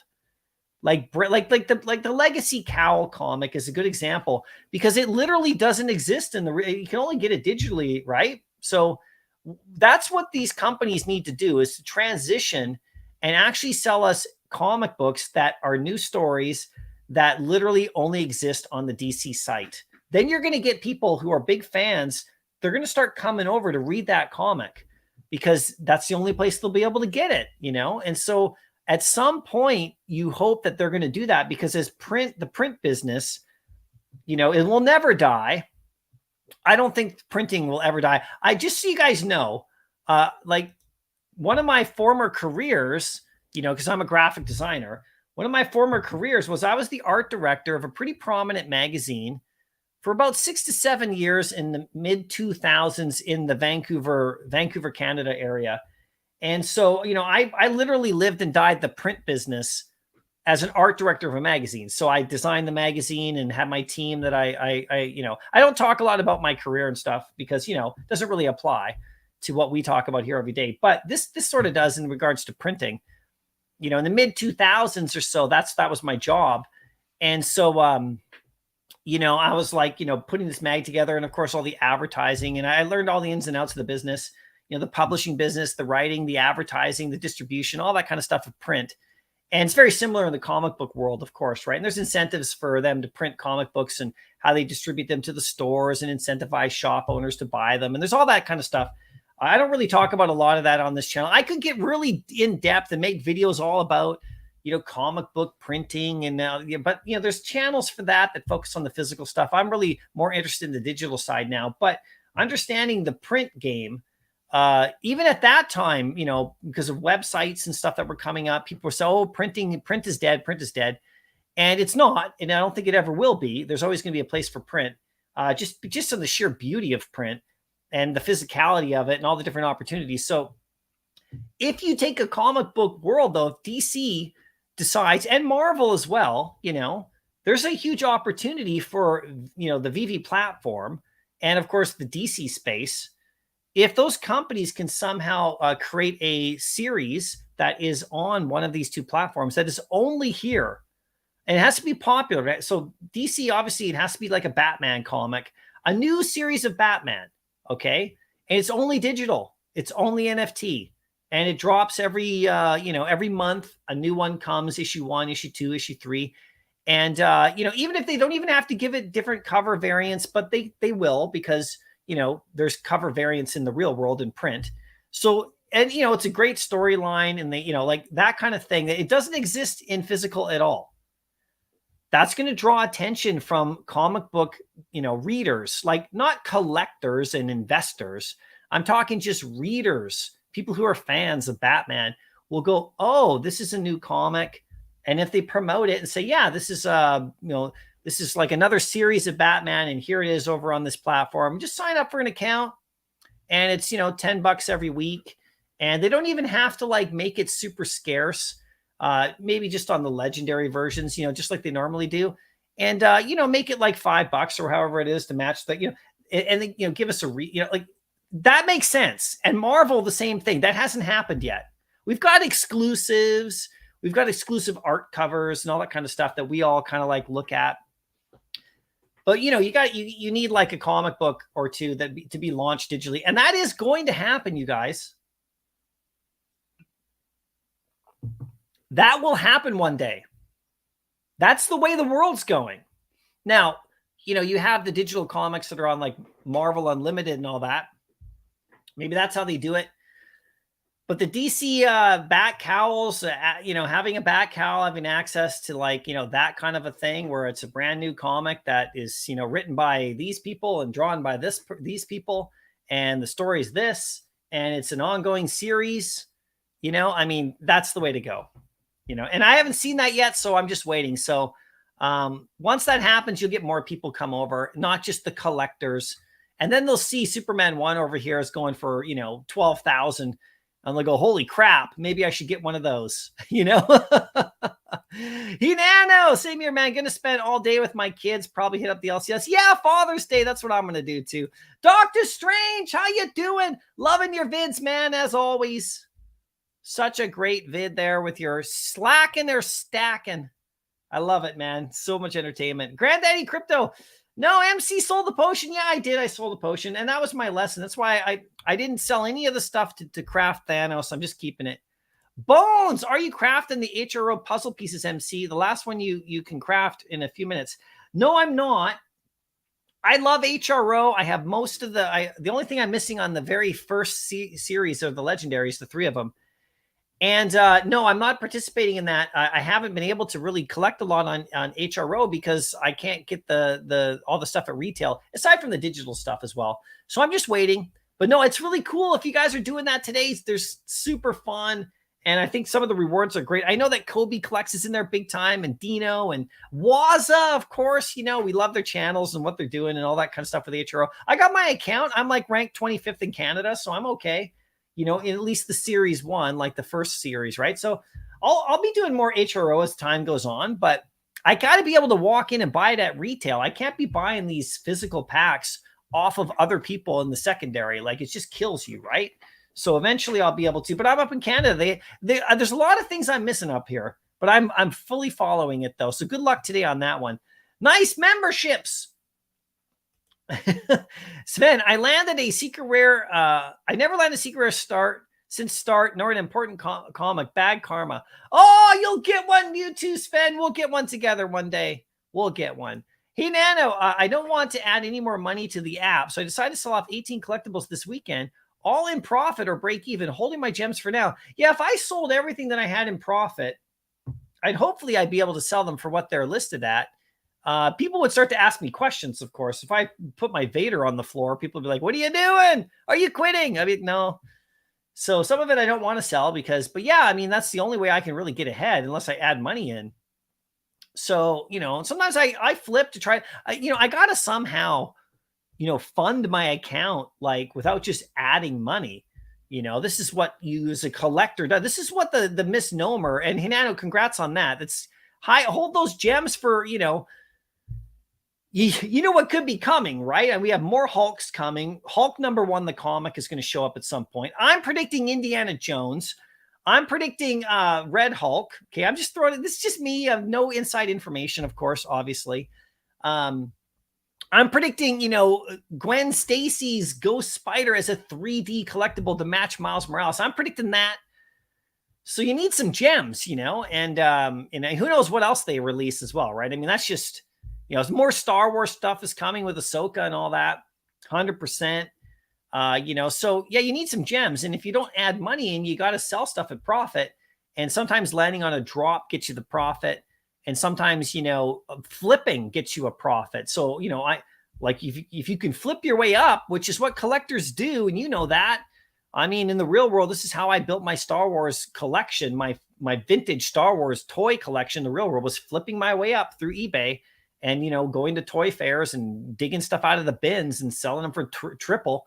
I mean, and keeping all the good ones for myself, all the high level stuff. That's how you work your way up. So yeah, man, I struggle with that every day because I got those amazing fantasies, and if I sell a few of those, I can really get some good gems going. But I don't want to sell them, so it's tough, isn't it? It's tough. If it ain't Randy, you don't have a back cow. Yeah, there's people who don't. It's true. It's true. People who don't have a back cow. I don't go for early access. I have to get up at 4.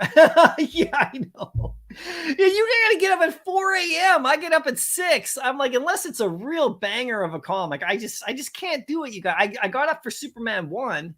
I got up actually for DC 38 as well with the Robin. And one other one did I get up for? I got up for Sensation Comics, the Wonder Woman. Now I didn't hit any of them, but I got up for those. And Sensation 1 is really not valued at all in the app. It's quite interesting, right? So, Delilah, you're not a bat cow holder either. That's all right. You got lots of good stuff. How you doing, Sour D? Good to see you. Thanks for popping into the chat today. Always great to see you. Digital Verse. I don't have a bat cow. I also get every major drop on DC. Bat cow basically gives you a lower mint number if you in fact get an early access draw. Yeah, that's one of the benefits. It's true. I just think most of the people in there are back cow holders, but there you go. You got a couple people here who don't have a cow who get in there. That's great. I usually just go for the public drop, and I usually do okay. So get my 2 shots at it though. If Action Comics 1 comes, you're gonna see some bat cow sales. Ronnie, how you doing? Good to see you today. 675, lowest of mine. Oops, wrong chat, wrong chart, wrong chatter. Okay, for sure. PJ, obviously, I also don't own a cow. I'll still get all the drops I want. There you go. That's good. So you got to feel, like they said, there's people who don't own cows. It's true.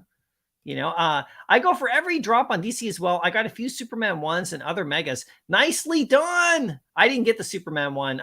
Even with that bat cow, I wasn't able to get one. PJ, don't want it dumping on me from 500 to 100 once rewards are done. Vivi, teach me good. You think that the bat cows are going to go down to 100? I think they're going to be fine. I mean, once the rewards are done and if they end that reward program completely and never do anything else with it, then yeah, that'll probably happen for sure, right? So we'll keep our eyes open though, PJ. we've all learned it's true, right? So Lester, how you doing? Pixar animated drop. Yeah, on the wait list. We saw that right there. Thanks for the heads up on that one. Pasternak, my question is, if I buy a DC comic in the market, will the market bought the comic be eligible, or is it only for the one you buy in the store?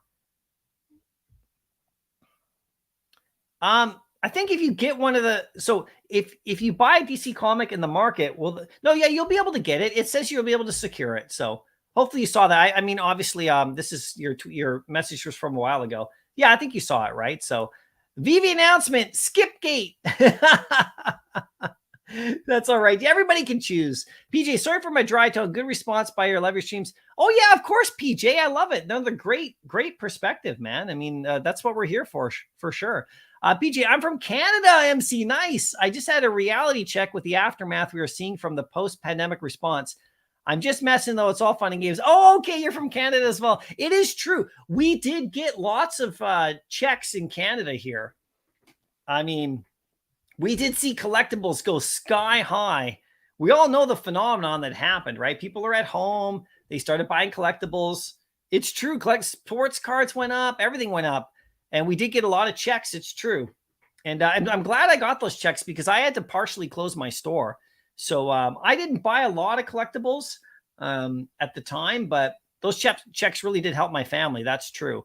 Just because I had to close my store during that time. A lot of, if you own like a retail business, that was a tough time owning a retail shop. My store did okay because I had the online component.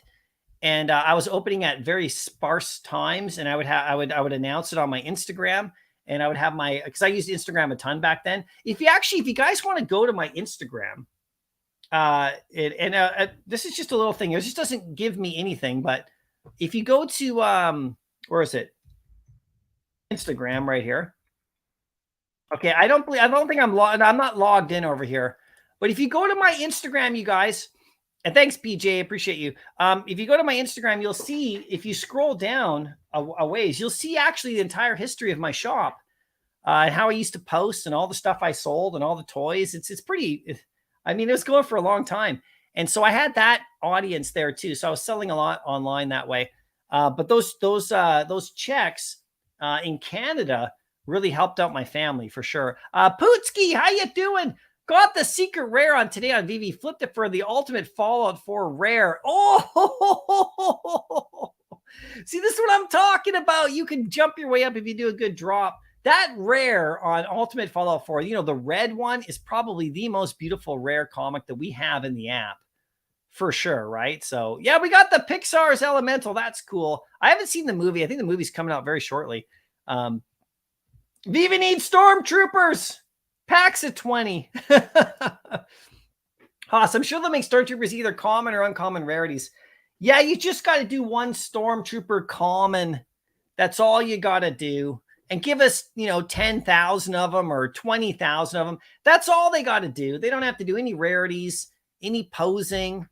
It would be great if they did. I mean, I would love that. But just give us the common where he's just standing there, or maybe a posed one or whatever. Or a little animated one, that would be great. A plasma secret rare trooper. Now we're talking about speeder bikes. Yeah, that we're talking about right here. Stormtroopers or clone troopers. It's got to be Stormtroopers all the way. I know your PFP, Jeff, is Captain Rex right there. So I love the clone troopers as well. That could be another drop, another drop later. So the trooper collection, right? Start with Stormies.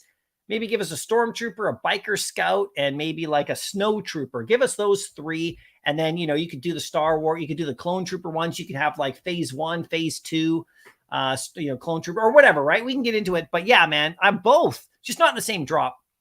Sonny, it's like getting penalized for collecting in the app. No, I hear you. It's just about like stacking stuff. You do lose points. It's quite an interesting thing. I think they need, like I said, I've made myself clear. I think they need to do something about that. Big J, just buy stamps. Yeah, I don't want to. I like some of the stamps, you guys. I really do. But I mean, I could buy hordes of stamps at $2. Yeah, those give me, it's a good strategy. It's true. It definitely is. $2 stamps, $3 stamps just to boost up your MCP, of course. But I want to collect what I like, I mean, I don't mind stamps. I have stamps, a physical collection, you know, like I like stamps, but I like Spider-Man more, you know? So, but it is a good way to go for sure. Yeah, comic book sets, 100%. I've asked that question so many times. Yeah, comic sets. I'm just catching up, guys. I agree with it. It should be a thing for sure. Patrick, not sets. I mean, the announcement of a drop and a point amount to go with the drop. Oh, that's interesting for sure. Okay. I like that idea. That's pretty cool. Sven, good questions for Alex to note some up. Collectibles and MCP points to comic sets. What drop tomorrow with no collectible? It doesn't look like there's anything tomorrow. It's Wednesday, right? I don't see anything tomorrow. So as far as I can see right here, each collectible gets amount of points. So if they drop a big one like Wolverine, say he gets you 5 points. I like that. Okay, yeah, that could work. That could work for sure. Case, how you doing? Hey, MC, nice new logo. What's next to FOMO? Thanks for the logo, for the compliment on the logo. I don't know if there's anything to FOMO at the moment. I'm just waiting. You know, I do need to get ultra rare Luke, and I need to get Miles Morales hoodie. Those are my two focuses. And of course, Amazing Fantasy is always right there. It's tough because, I hear you. Kobe, how you doing? I'm still going. Yeah, I'm going to wrap it up pretty soon here, but still going, Kobe. Great watching your streams too. And thanks again for those. And if, like I said, if anybody got memberships from when Kobe donated today, there's 5 he donated. And thank you so much for doing that, Kobe. Just DM me. I'll get you that drop head, right? I'm going to do that in just a minute too. But thanks, Kobe. Yeah, still going. We're having fun. I didn't suspect I'd go this long, but we're having fun. So, Saturday, you deserve the whitelist, MC. Remember all the fun about the Mona Lisa? Yeah, you know, I think there's people who deserve the whitelist who are in there every day. Just, you know, and it's up to whatever they do. And, you know, if I get a whitelist spot, I mean, some people are going to complain because I'm a YouTuber and they'll think I'm getting special treatment. I can already hear it, but that's not the way it goes over on Elmont X. They just do things legit. I like what they're doing. And I really like the idea of just, you know, really spending the next month for them and really seeing who is actually a member of the community out there, who really cares about the project. You know, I think that's really cool for them to do that because then they can whitelist people that they think actually deserves it. They're going to miss some people. They're going to get some of it wrong. You know, there's going to be some complainers. There's going to be some people who should have got one who didn't. There's going to be people who get one who probably shouldn't have, you know, like, you know, depending on everyone's opinions. But it's just an interesting way to do it for sure. I think it's a smart strategy, if anything, just from a strategic point of view, it's smart. Crypto, it's great to see the digital collectibles markets building and expanding during the bear market. VV, DC, Elmonex, Cryptoys, Virtua. I hope all of them see a lot of success, except maybe Quid. I don't know about Quid. I never got into that project. So, you know, I have no idea. But yeah, no, we're all positioned very well here. And you don't have to go crazy, right? If you're in the space. But digital collecting it's coming. You see what Nike's doing, Adidas. You know, Louis Vuitton, you see what they're doing? Crazy, right? Pashnik, 1 Todd or 2 common AF-15s. You know my answer there. I'm taking the AF-15 all day. As much as I love Todd. I mean, Todd's like a legend, of course, obviously. But I like the AF-15s, you know. It's just me. I mean, nothing against Todd.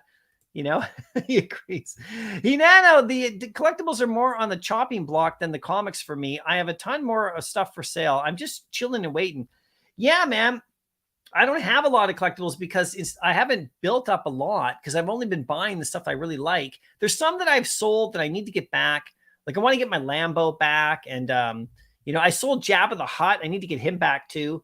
You know, for sure. But, you know, like when you're not landing drops, I need gems, you know, so what am I going to do? And there's time for me to get those as the floor prices drop on some of them, you know, but, so there's ones that I need to get back for sure, but I hear you. NFT Me News, how you doing? Good to see you. Crazy Dan. I got the Cryptoys email welcoming me into the Ultra Grail Club today. I got Ultra Grail Luke 69 of 100 last week. Nicely done. A group of Ultra Grails. That's cool. I only have, I have the Luke Pilot, and I also have Cranger from He-Man. I'll be getting more. For sure. There's no rush, but I'll be getting more. You know, once their market opens up, I can buy the ones I want. That's the other thing, right? PJ, sorry to hear you needed financial aid as an aftermath of the pandemic. Don't feel bad about it. No, I don't. It was great. I lost my jobs too and was glad I had them, although I did not need them while I was job hunting. Yeah, no, it's just the aid helped. What it did is it actually helped, because I had a really good landlord as well. This is the crazy part. If you're in retail business and you had a landlord that was not really great, this is up in Canada, they could apply for a government program which helped them reduce the amount of rent or lease or the cost of your lease for retail shop owners and restaurants and stuff like that who had to close during the pandemic. So if you did not have a good landlord that went after and applied for those programs, you would be getting charged full rent. And it literally all it was a landlord that all they had to do was apply, and they most likely would have gotten it, right? So then that passed down to you so for me, I had a really great landlord who was able to then offer me like quarter of the amount of rent because they actually got a government assistance as well. So that combined with the fact that I lost sales because my store was closed really helped me stay alive. It's just simple as way it was. So other shops in my neighborhood went down, which actually caused a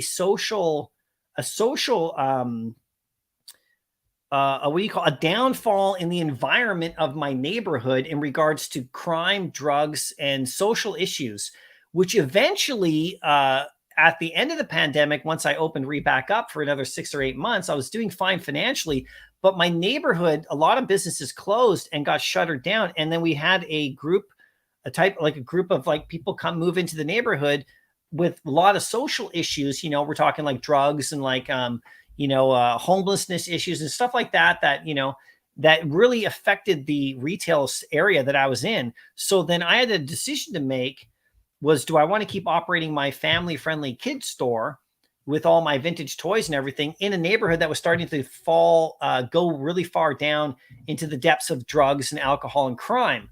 And so I decided to close my shop in 2021 in June, and move all my toy business back online again, because the location I was in was not as hospitable as the location I opened it up 5 years earlier. So, it's just the reality of the world at that time. So you just had to like make adjustments. But those government assisted like checks I would get each month to help supplement, help me keep the lights on in the shop. I didn't use all the money to go buying a bunch of stuff. I just used it as a business owner. So it was actually really beneficial for me, for sure. Superstar Money, what's up? How you doing, guys? Great to see ya. Do you think new VV logos will get utility? I don't know. That's a loaded question. No, I'm just kidding.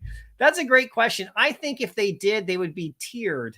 So if you have like the orange logo, maybe that unlocks a certain ability to get a certain drop.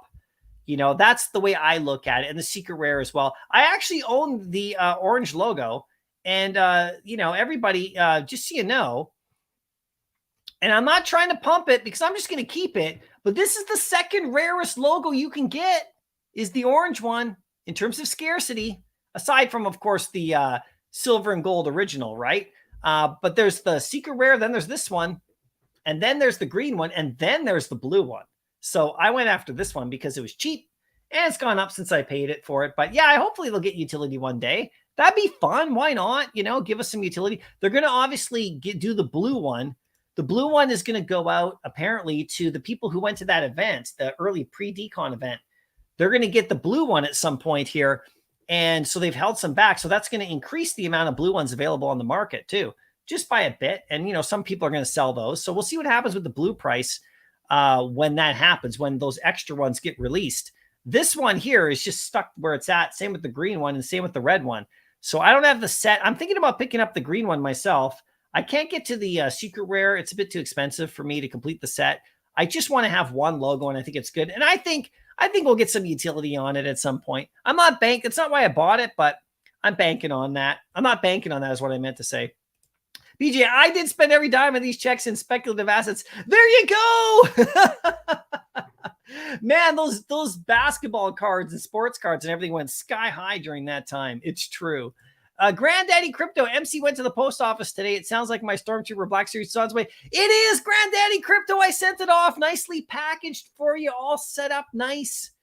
So you're going to have fun with that. It's going to show up. Let me know how it arrives. It's all pristine. And if you do send it away for grading, because it is actually very pristine. So there you go. Yes, is the VV logo a grail? Like the silver one is. I don't know about these ones, right? They're just great to own. I mean, if we get 100,000 new members, then yeah, these ones will be great. If they add utility, yeah, they'll be great for sure, right? So there you go. Sven, MC, do you have a VV gold and silver logo? I used to, but I don't anymore at this particular time. No, there's a whole story behind it. I'm not really going to get into it, but I only own this logo at the moment. Superstar Money, I want MC to face. I want an MC face on a Mona Lisa in my vault. Don't do it. I don't want to see that, Superstar Money. I do not want to see the MC Lisa. Okay, let's not have that. Nobody do that, please. Okay, let's switch gears really quick. Let's give you guys a spot to get into my comic book rewards this week coming up on Thursday. It's been a really fun live stream, you guys, and I really appreciate you guys coming out. I never expected to be on this long. But, when we're having fun, we just got to keep it going, right? And there's a lot to talk about. It's super fun. So if you guys want to get into my comic book rewards, the 5 people who Kobe collects got memberships for, if you got one of those, make sure that you DM me. I'll get you your free entry, okay? Because you get a drop head for memberships. And my membership's $1 a month, you guys. It's not a lot. If you want to join, it really does help support the channel. And for my giveaway. So if you're not a member of the channel, just join up and I'll get you into the rewards program. They go out every week. And this week we got the comic book ones, right? And you get your utility from my NFT project does have really good utility, guys. I don't usually brag about it, but I've given out like closing in on like 500 comics here, real world ones, like 700,000 Omi, like almost 700 VV gems, and multiple other ones with zombies and stuff. So yeah, I think it's a really good project. And I think people who own them are having a lot of fun. So if you want to get in one, you can get a free one. So, if you just join as a channel member, I got 7,800 subscribers and I have like less than 300 members at any given time. I have like about 500 members in total at any given time. So it's been really great, in terms of who owns. I think I have just under 500 owners of my Drophead NFTs, and they're all from members, who've joined the channel at any given time. Once you own one, you don't have to be a member of the channel anymore. You can just kind of hang out, be in the Discord, and and as long as you hold a Drophead, you're good to go. And of course, you can buy them on the OpenSea as well. But the best way is just to become a member. Even if it's just for a month, it's all good. I'll get you in there, have some fun. So these are the comics. I'll give this one spot out to you guys today to get somebody else in here.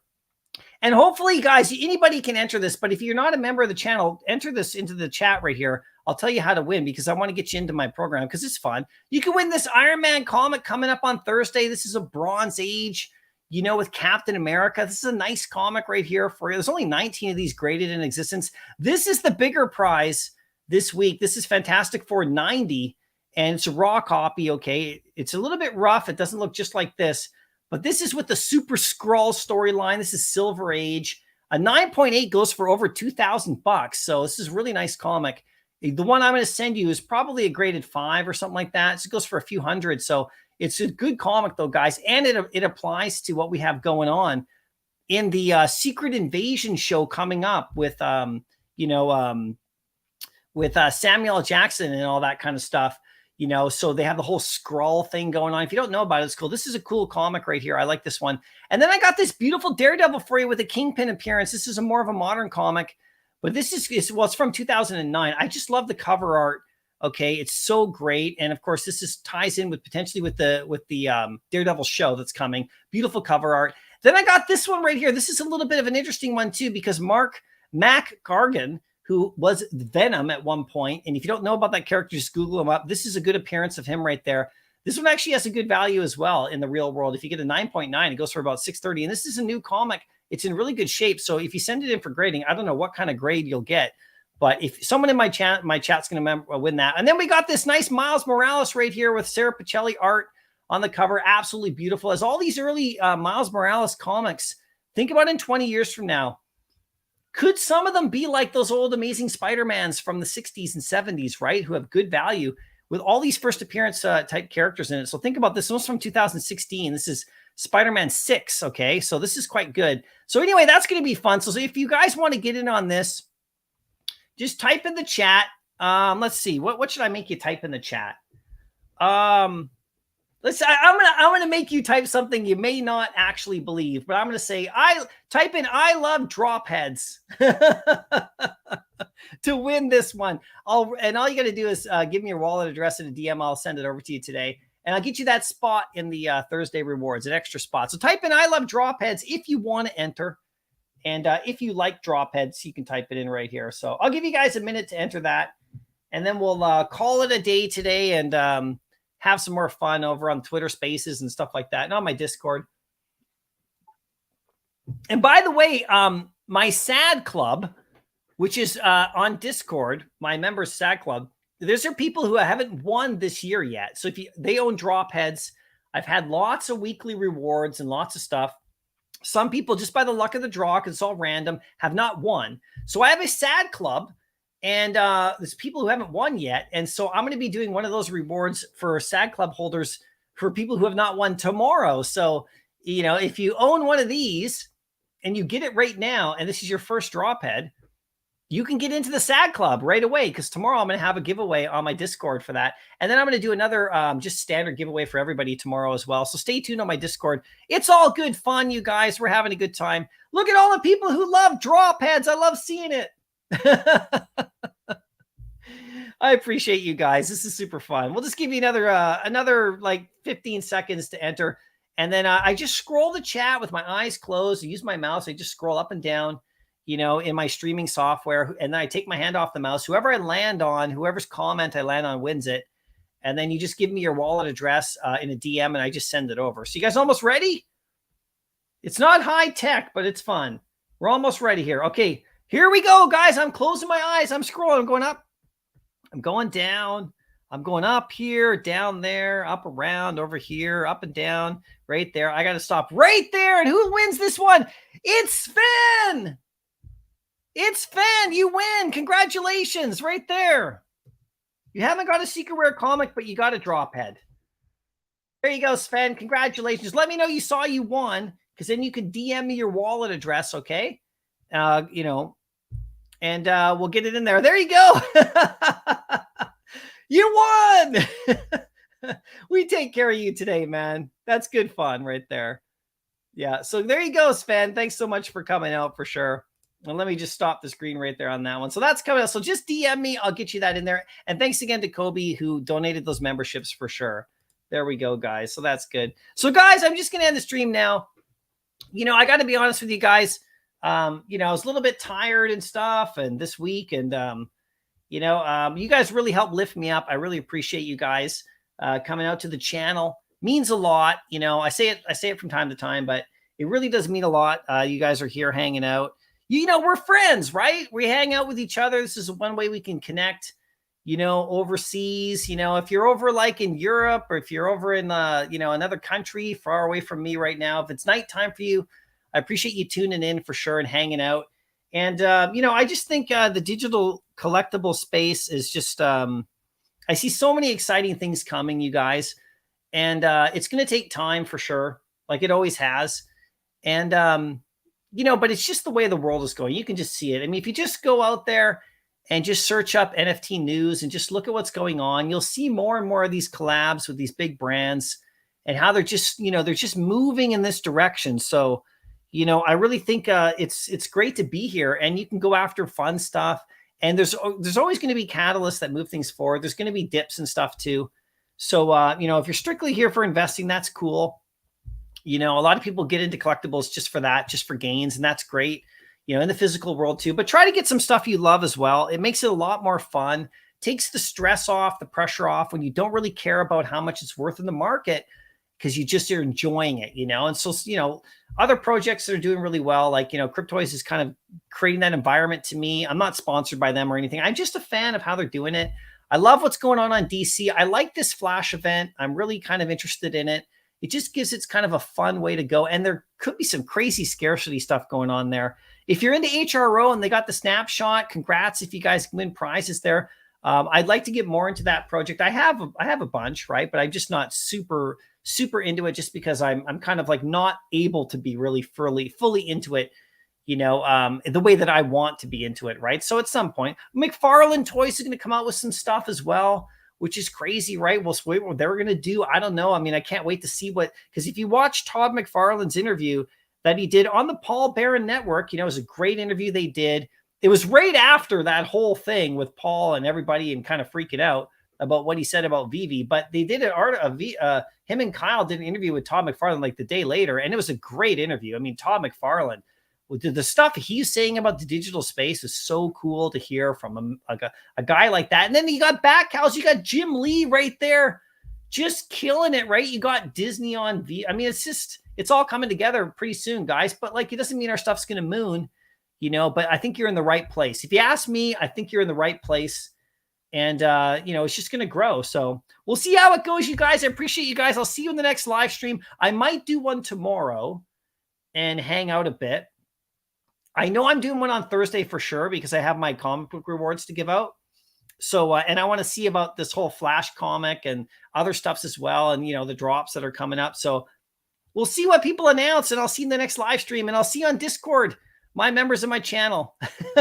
All right, guys, take care. We'll see you soon.